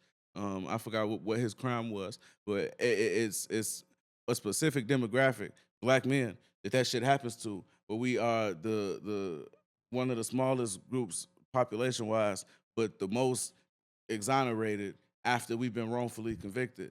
So when we say it doesn't happen often, that's why I can say, yeah, we can use our common sense, right? When the white frat boy gets accused of it, is there a documented history of white frat boys being lied on? No. Is there a documented history of black men being lied on, especially by white women? Yes. So that's something that you have to consider. I think that's you got to consider the possibility. I was waiting for you to right? say that because if you but, wasn't, but that doesn't mean that every white woman is lying. But using your common sense and saying, wait, sometimes they do this. Let me think, is this happening? And you can do that, and that's okay. But once we jump to, oh shit, I'm just gonna believe all women. Yeah, everybody that say that shit, I'm gonna call you a racist. Like, cause you know that this shit happens, and it happens repeatedly to black men of all income levels. It's just everybody don't get to become the story. I'm gonna add to that because I am a statistics person, and I know the statistics of people that lie and the people that don't for sexual assault. It's very hard to prove that you are sexually assaulted if you do not have DNA. Very hard. Sexual assault cases is hard to win. So when you win, you had a great case. The people that are a part of that statistic that have lied, it's there for a reason. They had something to have a statistic on. Now, there's also a statistic for the people that have lied, and we know the color of those people. He already said it. And so the common sense part, when we talk about a woman accusing someone of sexual assault, if it's a black woman, I'm more than likely to be like, okay, maybe. If it's not a black woman and it's a palm-colored woman, no. That's just me, personally. Because a black woman she don't have too many reasons to lie. And statistically, it doesn't show that they be lying. And I think that is something that I want to at least put out there for the people that have things to talk about with sexual assault, because it is a lot of these bitches be lying. And that's not statistically true. But if we gonna talk about the niggas that be lying, the bitches that be lying, let's talk about that and put that out there. Because I don't like our black women not being believed. That's dangerous. I mean, Very dangerous. It's rare. I mean, just sitting here thinking about it, I'm sitting here trying to think about a time where a black woman has came forth and said that she was sexually assaulted, and it made like national news, and there were like big headlines. Like, I can't think of like one. Then all of them are white women, and whether it really happened or it didn't happen, it's like, I mean, you could argue and say that the white woman is probably the most dangerous thing in the world. She sounds white to me. Tommie. Jay-Z's Accuser. White. She sounds white to me. So white. it fits the stat. It fit the stat. Think about I think about that movie Rosewood. You know what I mean? I said movie, but it really happened in real life. Yeah. You know what I'm saying? That lady lied, you know? And you think about stuff like that. Why? Well, they lied because they husband probably found out they was cheating. So to get out of it, he forced himself on me. Or even if he didn't, like that husband, like, hey, we getting this dude. You know, I don't care that you was cheating, but I can't look embarrassed. You know what I'm saying? Like different things like that. So it's like, it's crazy historically that is a fact. Like it ain't like a made up thing. Like historically, that's a fact. White women have been the perpetuators of falsely accusing black men of stuff, and we've suffered dire consequences of it. Yeah. I go deeper, but I ain't gonna do it because I don't want to run away our biracial community, man. Yeah, man. Let's keep them around. And I don't want to. I do think that black women have an issue with being believed when they speak about things that happen to them. But I have absolutely seen cases where black women have lied on men for doing shit like it was a big one. I like to talk about the celebrities because those cases are out there, it's public and shit. Like it's a rapper, Doechii Low. Yeah. He was Lil Durk, right? Yeah. The woman lied and was making up shit about how this baby told her all this incredibly heinous shit that this man was supposed to have done to this baby. To her baby. And you know, it was super viral at the moment when it come out that she was lying. Of course, it's not as viral. Is that recent? Maybe like 2 years ago? Yeah, it's pretty recent. It might have been like And 2 no years ago. backpedaling whatsoever. That was false. I mean, he was, you know, he did talked his about victory it, lap. but of course people looking at it like, yeah, the nigga saying he didn't do it. You know, it's not like people are sharing the evidence and shit like that. It wasn't the same. You know, and so like it happens, but that's one of those things where it's like everybody can still use their common fucking sense because she was saying this child told her verbally what happened, and the child wasn't old enough to talk. So this child didn't tell you what the fuck happened, right? Yeah. So as soon as y'all heard this accusation, y'all could have said, something's a little fishy. We didn't have to wait 2 days to find all the evidence and shit, you know? Yeah. You could have said that then rather than spreading it. I can't believe he did this, you know? And that's what I mean. Like, some of it is as simple as thinking. So it's not just that simple, like, you know, but Yeah, I it's get like you, if for you sure. think about everything, you know, in a way that you just using your common sense, usually you'll be all right. And sometimes you'll realize they're like, oh, here's an accusation, here's a denial. There's no evidence deeper than that. Yeah. All I can say is her story versus his. So I don't know what to believe. I'm gonna let it play out. That's Yeah. the common sense thing to do. Yeah. Right. And that's what I mean. Whereas like people just jump to a judgment based on what they feel. You got them social media private investigators. They be coming up with all type of yeah.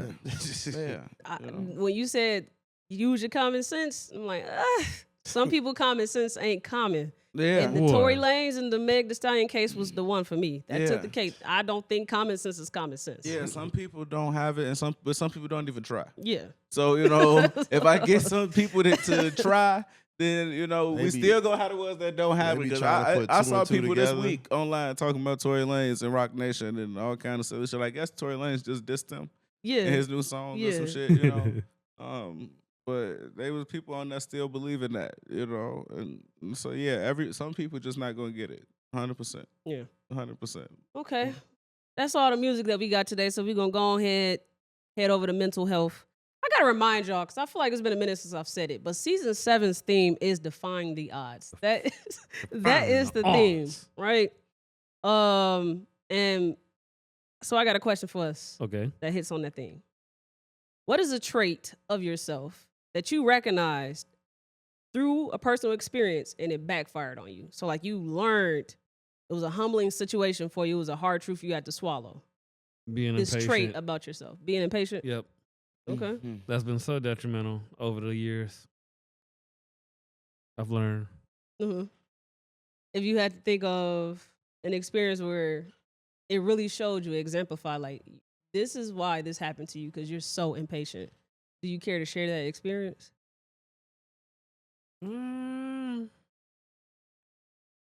Because it's one of them moves where it's like I have to let life play out to see if it was really that detrimental type shit. I understand that. Yeah. Yeah. Yeah. You know, I end a relationship in a heartbeat. Yeah. And I don't think I'm old enough yet to really get like, oh, don't end relationships like that. Cause you know, but right now, there's some that I feel great about.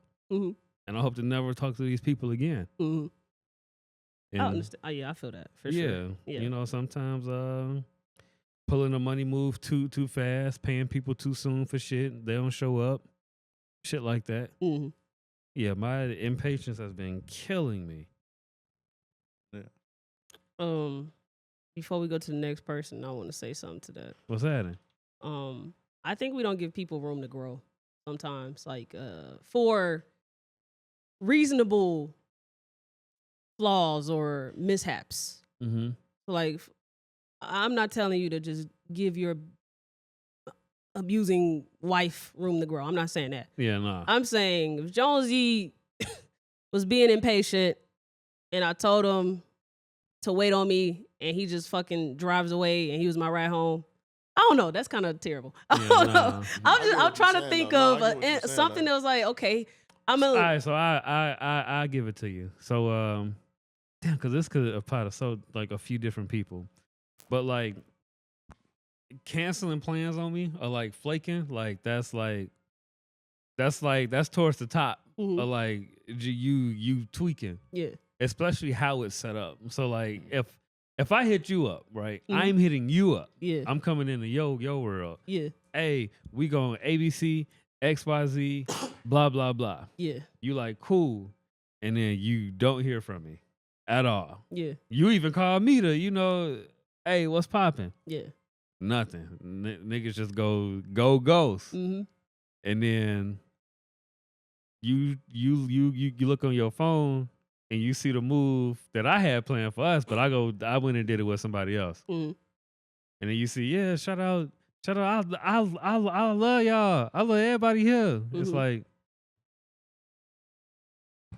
what was my like? What's up? Right. That's fine. And then like if that happens like repeatedly, it's like, all right, bro, is this who you are, or am I being impatient? And then that's where I'll be having a battle when it comes to these moves sometimes. Gotcha. But today, right now, on March 14th, yeah, fuck y'all niggas. Kel, what is yours? But maybe March 2035, it's like, all right.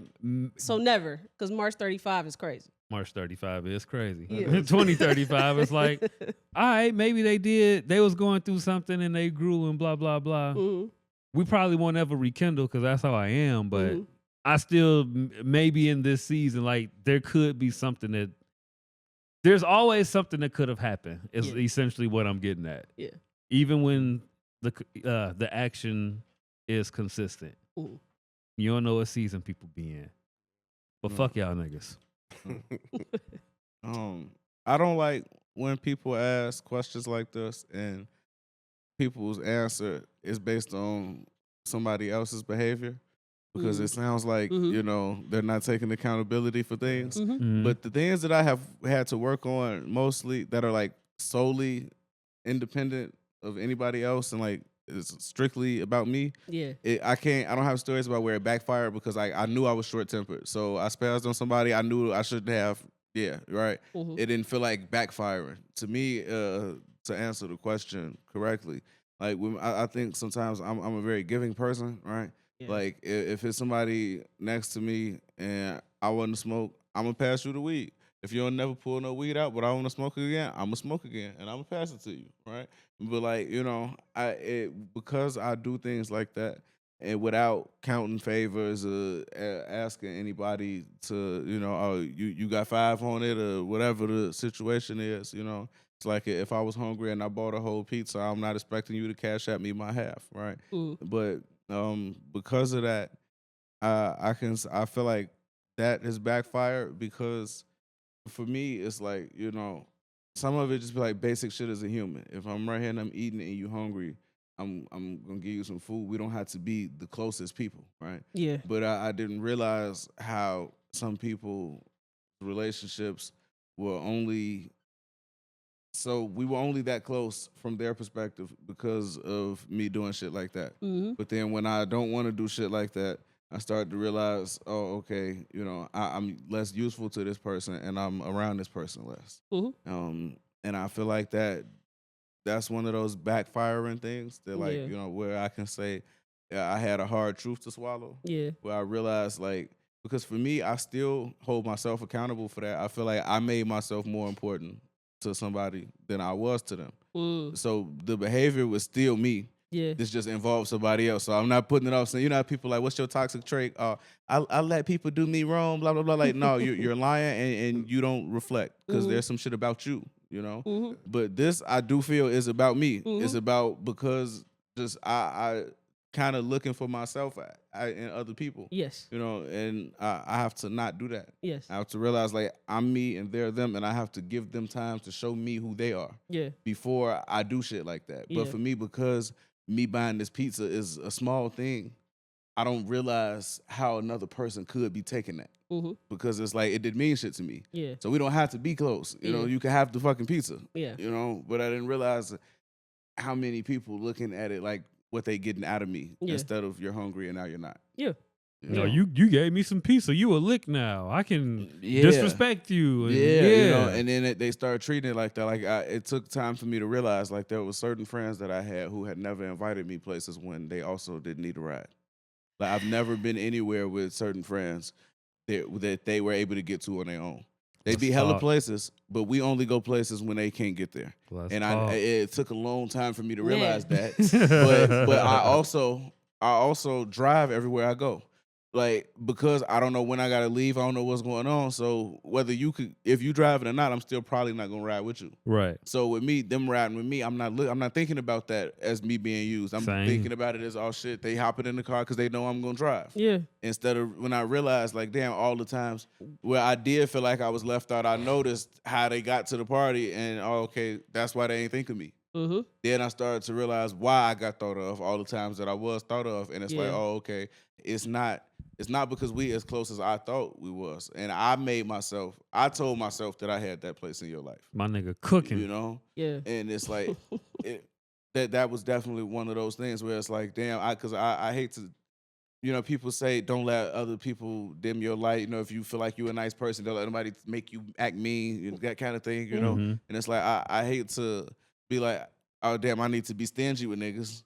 But, damn, some shit you don't want to give for the sake of them taking it. Yeah. Facts. And not because I gave it, because I wanted you to have it and you was going to appreciate it and you appreciate the relationship. Because for me, it's not even about you appreciating the pizza. It's about you appreciating me and you appreciate having me around. Like I told you, my love language is physical touch and quality time.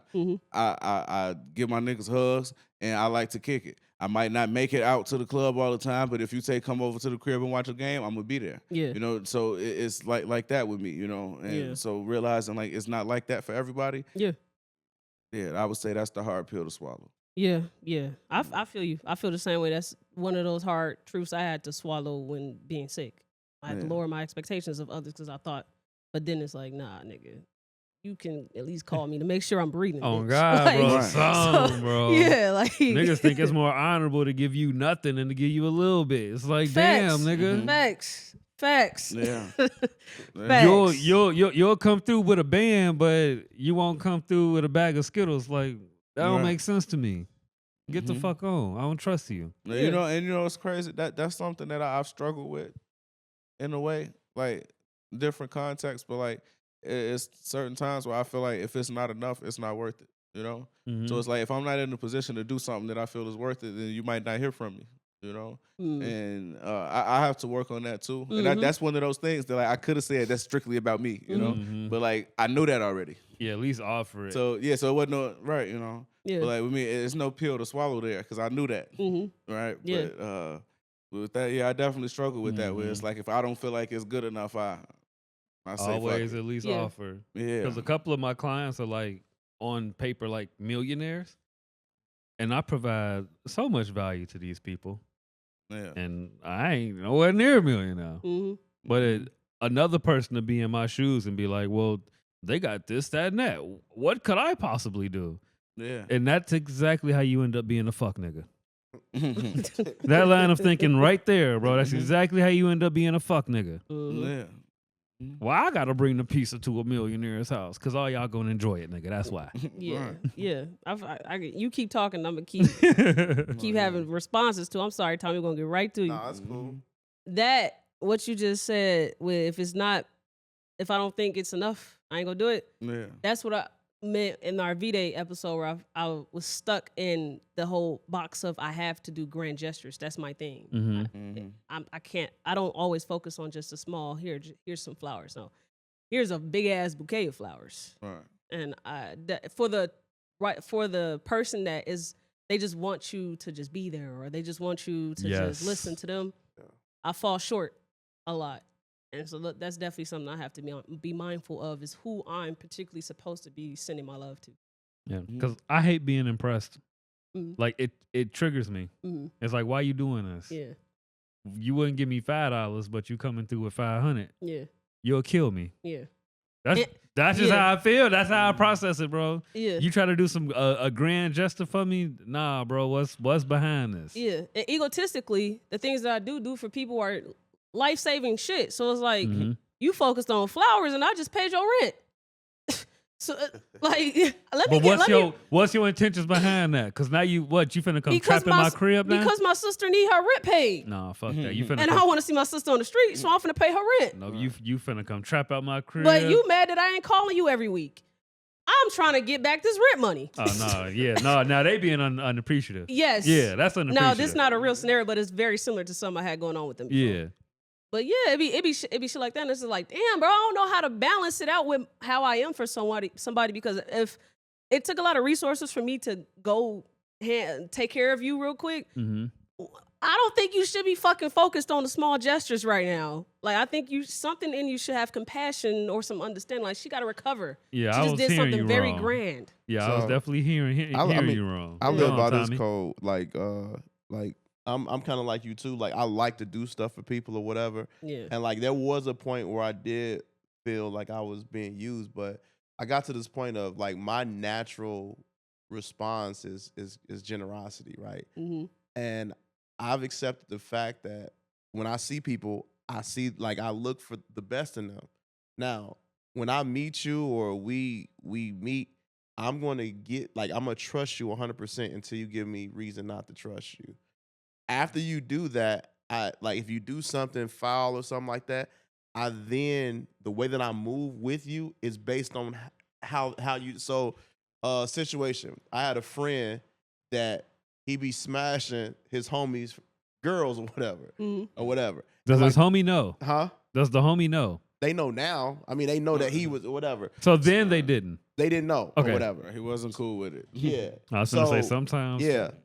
So this dude has never done nothing like that to me. And like my other friends, our mutual friends, like Matt, like, man, why you hate that dude? This, I said, because I know how he operates, and I know, like, number one, I'm never gonna put him in a situation where I'm not gonna put us in a situation where something like that can happen to us. Right. I deal with him based on that or whatever. Yeah. So it's like you just got to figure out, okay, if this person is like this, I'm not gonna put myself in situations that would allow them to take advantage of me in that way. Yeah. We could still be cool as long as you ain't doing like you trying to, but like just like you said, sometimes people be in season, sometimes people need to grow, sometimes people just stupid. That's just how they are. Yeah, that's just how they are. So it's like if I know this how you are, I'm hurting myself trying to make you into what I want you to be. So if I know that's how you are, that's how I'm gonna move. If I know that you a thief, I'm not gonna leave nothing around you. I'm not gonna put you in a situation where you can steal from me. Yeah. You ain't never coming to my house.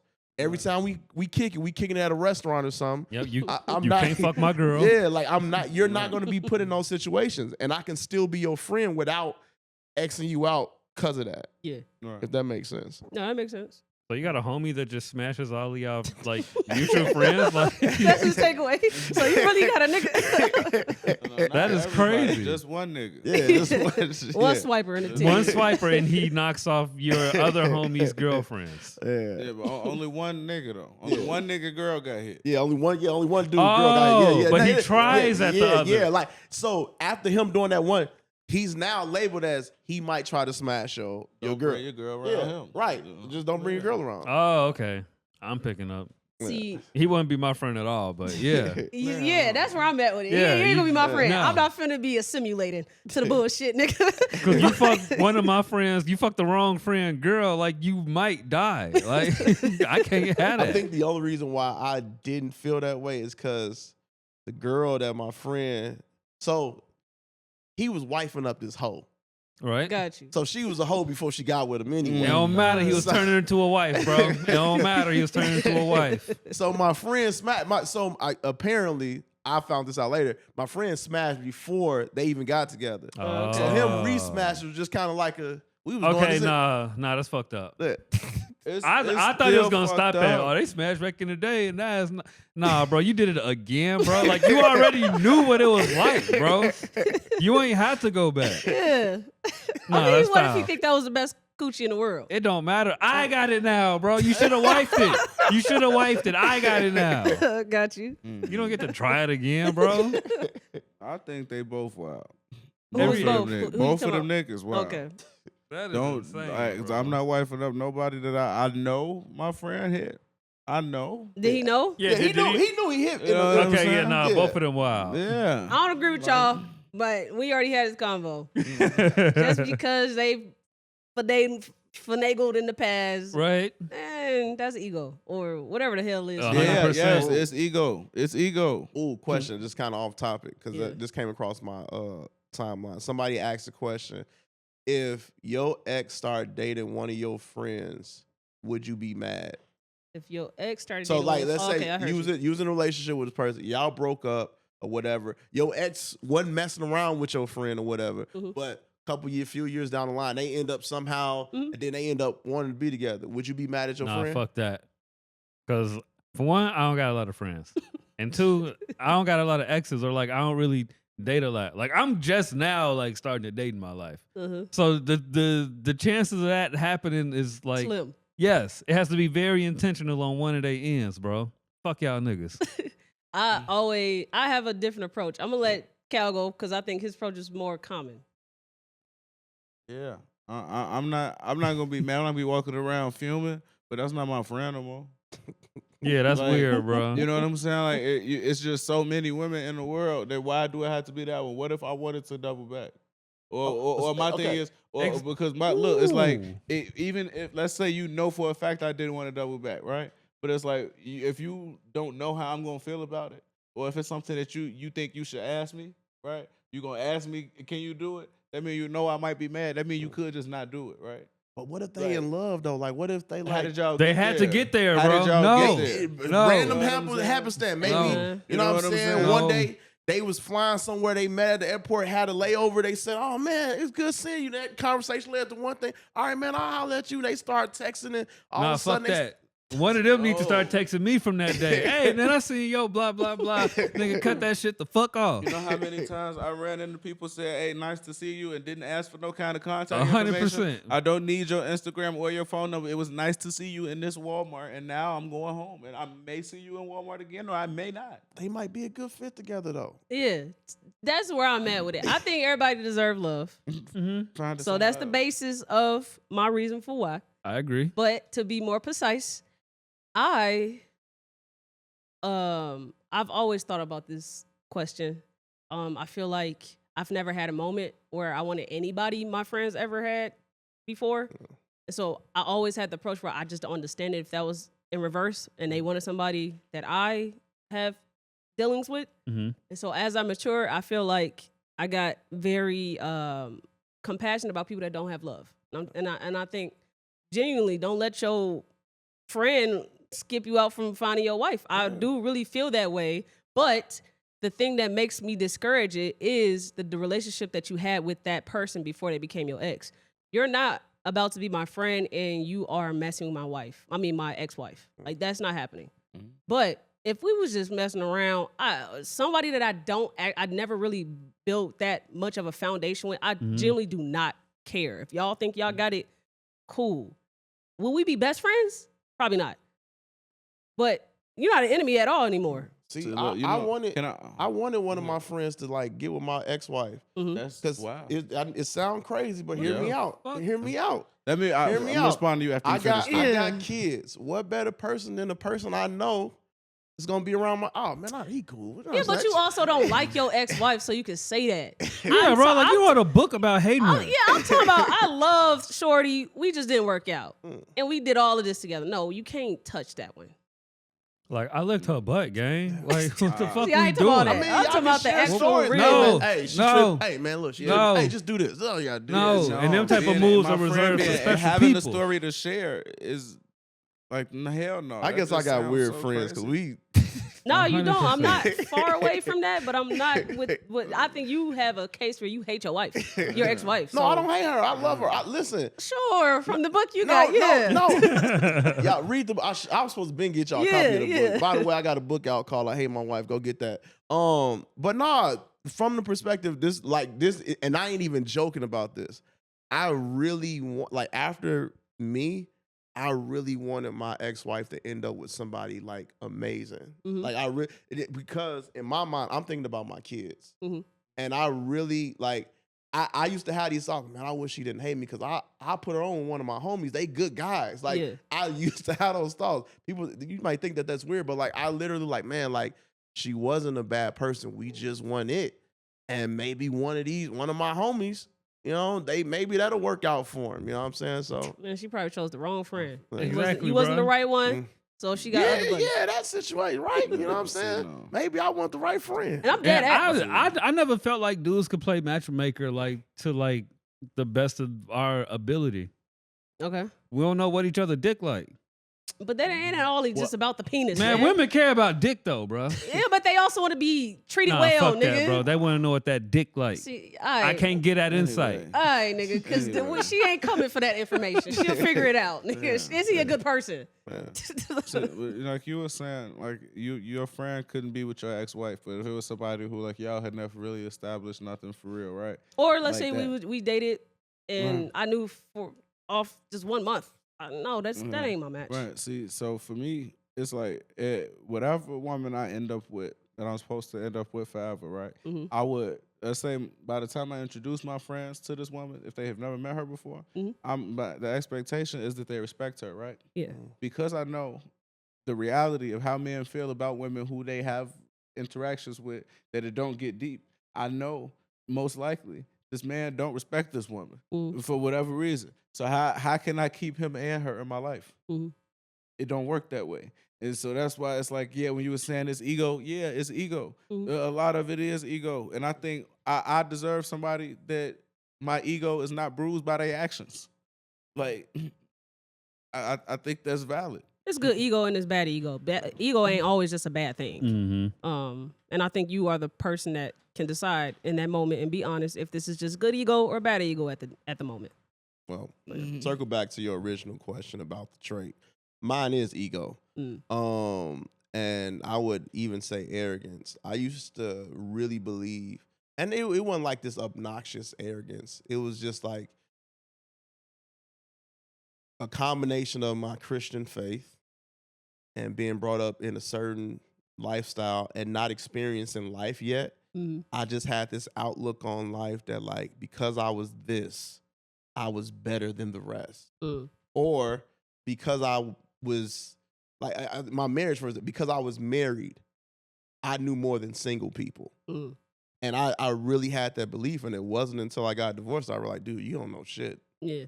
You know, and it was humbling because it made me realize how easy it is for us to, like, think we got it all figured out. And I just got to the place where I realized, like, you don't know nothing. And the more you realize you don't know nothing, the easier it is to adapt to life. Because everybody's life experience is different from yours. Yeah. And you become more accepting of people who have different outlooks on life than you. In the past, like, I used to think, like, this was a saying that I said. I cringe at some of the stuff I used to believe. Like, man, you know, if you ain't married, you missing out on, there's blessings that God give married people that single people will never experience. And I'm like, where the hell you get that from? You know, some people are on this earth and they gonna be, like, literally mathematically, everybody can't be married. Yeah.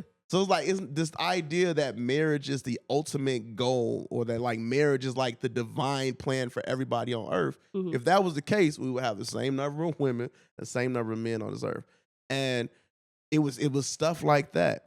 Believing that I knew better, believe that I was more knowledgeable of certain topics. And, you know, my divorce, I say it all the time, my divorce was the greatest thing that ever happened, because number one, it humbled me, and it put me in this place of, like, realizing that, like, I'm going to forever be a student. I'm going to forever be learning, and I can embrace people who think different than me, believe different than me, because everybody's on their journey, and at some point it's going to click for them, whatever that click may be.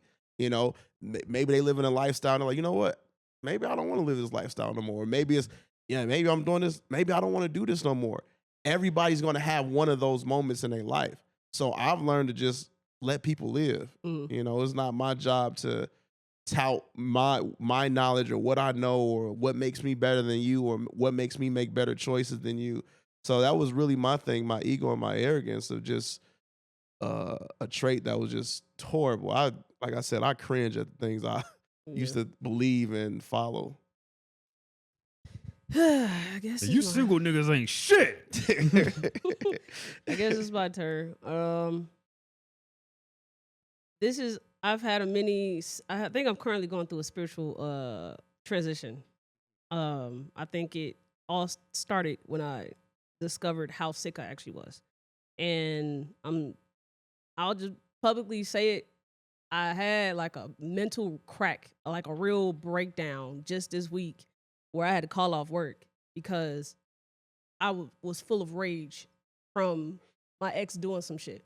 And it just reminded me of this entire recovery process that I'm going through to recover from this relationship that I'm leaving. And I basically have been suppressing a lot of my feelings and reactions to the stuff that she's doing in spite of the breakup. And so I cracked And I was like, yeah, I got to put myself back in therapy. Because I took myself out in January to try to just deal with all of this on my own. And I told her I'll see you back when I move out to share how I dealt with Oh, all no, of you it. weren't finna make it to it. No, you weren't gonna make it that long. You tripping. Yeah, and so... You should have told yourself March or April. Bro, I thought That's I a had it, minute. man. I thought I really Hell thought I had that shit, bro. And I was doing so well, but I really wasn't. A 7-month run, bro. Yes. No therapy. Raw dog in life? You Yeah. wow, bro. Hell no. Yeah, and like that, I'm not saying it to say I'm dependent upon therapy. It's more That's so not a that bad I don't thing. have... Huh? So that's not a bad thing. No, I'm but saying it yeah. for the people that's hearing this and they don't know me. Mhm. It's more so to say I don't have anybody that I feel safe enough to relate things to, because a lot of the people that I do go to, they might piss me off one day. And if I'm finna be talking to Jonesy and I say, I hate this bitch, this motherfucker never reliable. There's been moments where I've complained about Jonesy not being reliable. And as soon as Jonesy say, yeah, I hate that shit too, I'm gonna be mad as shit. Bitch, you too. Like, so I need my counselor. I need my counselor to really get my shit off and get held accountable when I need that to happen. And so long story short, one of the traits that I learned throughout this whole experience of this breakup is how stubborn I am. I'm severely stubborn. I didn't know I was this hard-headed. One, I participate in tarot readings, and I got a couple of those done during the whole like 2024 and the start of 2025. I had got some tarot readings done, and she specifically told me what I should and shouldn't do. She told me not to choose my ex when I chose to choose her at the time and made her my girlfriend. She told me why. She told me why I shouldn't, and I was like, yeah, no, I'm not gonna listen to you. And I chose her. And she knows why she told me. She didn't know exactly this is what was going to fucking happen if I chose my ex. But I paid you for a service because you have a particular skill set and I want to utilize it. And my stubborn ass was like, no, I'm gonna defy it. And I'm not spending bread for this. And she has been right every single time of all the things I went to her for. She has been right. And so at what point, Tommie, are you going to say you're not always right? And you need to, especially when you're paying somebody a service for them to give you a service and you just define it. Yeah, no, that's wild. Yeah. That's nigga shit. Yeah. So, and I know where it comes from. I'm at the point now where I'm trying to figure out if this is a trait that came because of life experiences or I was born this way, where I'm just stubborn. And I have to learn how to refine this trait of mine. Because I do feel like I protected myself all my life. I feel like I've witnessed a lot of bad shit happening around me. And I knew that that's not good. And I don't think I had real OGs, real mentors or people around me to protect me. And so I had to do it for myself. And so I think that Tommie knows what's right all the time. So as I'm getting older and I'm being around people that had nothing to do with all that bad shit that I'm seeing, I'm realizing other people also got some good insight. And maybe sometimes, hear them out, let them in, take their advice. And I now really understand how fucking bad. Especially when you pay for it. Take the advice when you pay for it. When you pay for it, for sure. I got some unpaid for advice. I think about I'm Dr. Khyle at the moment. To me, it doesn't sound like you stubborn. It sounds like you don't trust people. I think it's both. And I think, like, sometimes I think the lack of trust can feel like being stubborn, but it's like when the only motherfucker that you trust is you. Who else are you supposed to listen to? Like, you know what I'm saying? It's not. It can look the same way. You can reply. I think it's both because I trust my tarot reader. I trust my therapist, but I still felt like my idea or suggestion was just better. Yeah, but that's like the like. Yeah, Kobe trusted Derek Fisher, but he really trusted the fuck out of himself, So it's like, I trust. It's like I trust you as the therapist, right? Like if I had to pick a therapist, I trust you, right? No. But I don't know if I trust this therapist more than I trust me. No, I'm not saying that. I'm saying that I trust what she's telling me I should probably do. Not I just trust her, or but I trust myself more. I trust what she's saying is right. I probably should do that, but I know exactly what. Listen, so. I was talking to my friend the other night, and this is something that I struggle with as well. What it stems from is our desire to be in control. of our lives in general, especially if you come from an upbringing where a lot of stuff happened to you that was out of your control. Yeah. We subconsciously tell ourselves, I'm making the decisions now. Nothing is going to happen to me that I can't control. I'm not going to let anybody else take advantage of me. Yeah. So every decision that I make will be based on the decision I want to make. And if something bad happens, it's because I allowed it. That's what I was trying to say. Yeah. So just like that. So yeah. So it's really a sense of control. And I used to have that same thing. I wanted everything to happen the way I wanted it to happen. The outcome, even with my divorce. I wanted my divorce to end amicably. I can't say the word. I can't say the words. Yeah. My tongues and stuff too big. It is a hard word. But so my thought was, okay, I'm going to be nice to my ex. Okay, she needs to get over it. Okay, she needs to forgive me. I'm trying, and I can't control how she responds to me. So I'm sitting up there getting mad at her. Yeah. Because she's responding how she wanted to respond. But the truth of it, I was mad because I can't control how she responds. Yeah. Right? And I look at every other aspect of my life of trying to control, hey, this needs to happen at this time. This needs to happen when I'm creating game plans and I'm setting goals and I'm trying to make deadlines because everything in my life needs to be controlled by me. Mm-hmm. For me, when I gain peace is when I realize that I have absolutely no control of nothing in my life. I can be sitting at home and somebody can come in and kill me. I can die in a car crash. I can't control any aspect of my life outside of like the decision making. Mm-hmm. Right. But when you realize that truthfully you don't have no control, it gives you this peace. And I'm just speak to just my Christian and my faith belief. I realized that in order for me to have control of my life, I have to give control to God and allow Him to like just plan out my pathway. My favorite book says that I know the plans for your life, plans to prosper you, a plan. I'm paraphrasing now, but ultimately a plan for you to win in life. And if the Creator has this plan, what makes me think that my plan or my idea is better than His? Yeah. He created all of this stuff. Yeah. So what is my need? So I said, you know what, God, I trust you, and I'm going to allow you.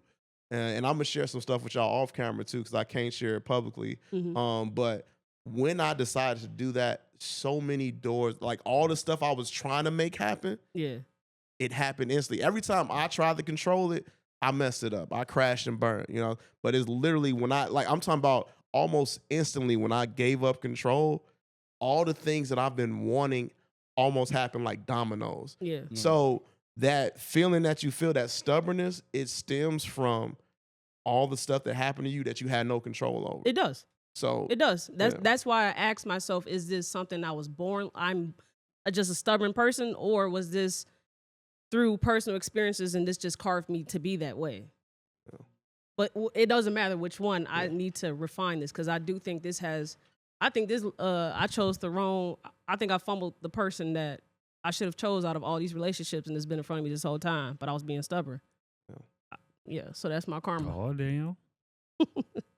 But Khyle, when you had said you think it's more trust than stubbornness, I think it's both because I saw and had many reasons for why I should have never chose my ex. And I still decided to go do that shit. Mm-hmm. So that was me being stubborn. But I also knew that I did not also just trust that these niggas knew better than I did for myself. Right. So it's both of me. Yeah. Well, makes sense. That is the end of the episode for us. Yeah, I was gonna say, I was sending you a text like, I gotta be in Maryville at 11. Yeah. Like, I gotta run out this motherfucker. Y'all got a gem to drop before we get up out of here? Man, this International Women's Month, man. I got a gem for the ladies. Okay. No, I got a gem for the niggas. Men for the ladies. Okay. Just buy the flowers. Okay. Just buy the flowers. Okay. If it's your first time buying flowers, buy a vase too. They're only like $10. That's it. Gem drop. Let me see. It's gonna happen when it's gonna happen. We're worrying about it. Do all the stuff that you're supposed to do, that you can control.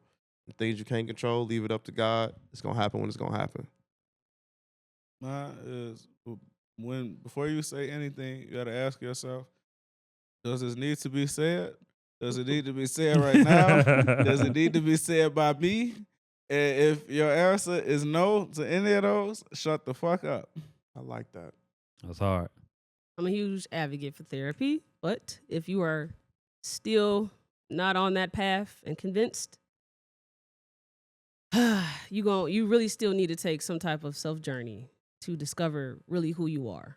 I do believe that it takes many years to really get to a true idea of who you are, but you got to be intentional about it. And so really just take the time to really figure out self, because that will help you and navigate you through these other relationships with other people that have to do that same thing.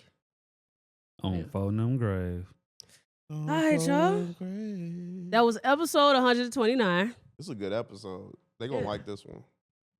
They like all of them, man. They like all of them. I'm just saying. Until the next one, they gonna like this one. This one will feed the families for a little bit. Yeah. All right. They gonna like it as long as they get through us talking about them cutting their cancer research funding. As long as they don't cut it off there. Yeah. I gotta just add this in there because that can be Lord. cut up in a way that make it look like I was. Listen, I ain't. Nah, don't try to blame me. I really gotta get on the road. Yeah, that's episode 129. If you're on YouTube, make sure you like, comment, subscribe, and hit that bell. And if you're on your favorite streaming platform, thank you for tuning in, and make sure you leave us a rating. Rating. Peace. Just watch the damn podcast.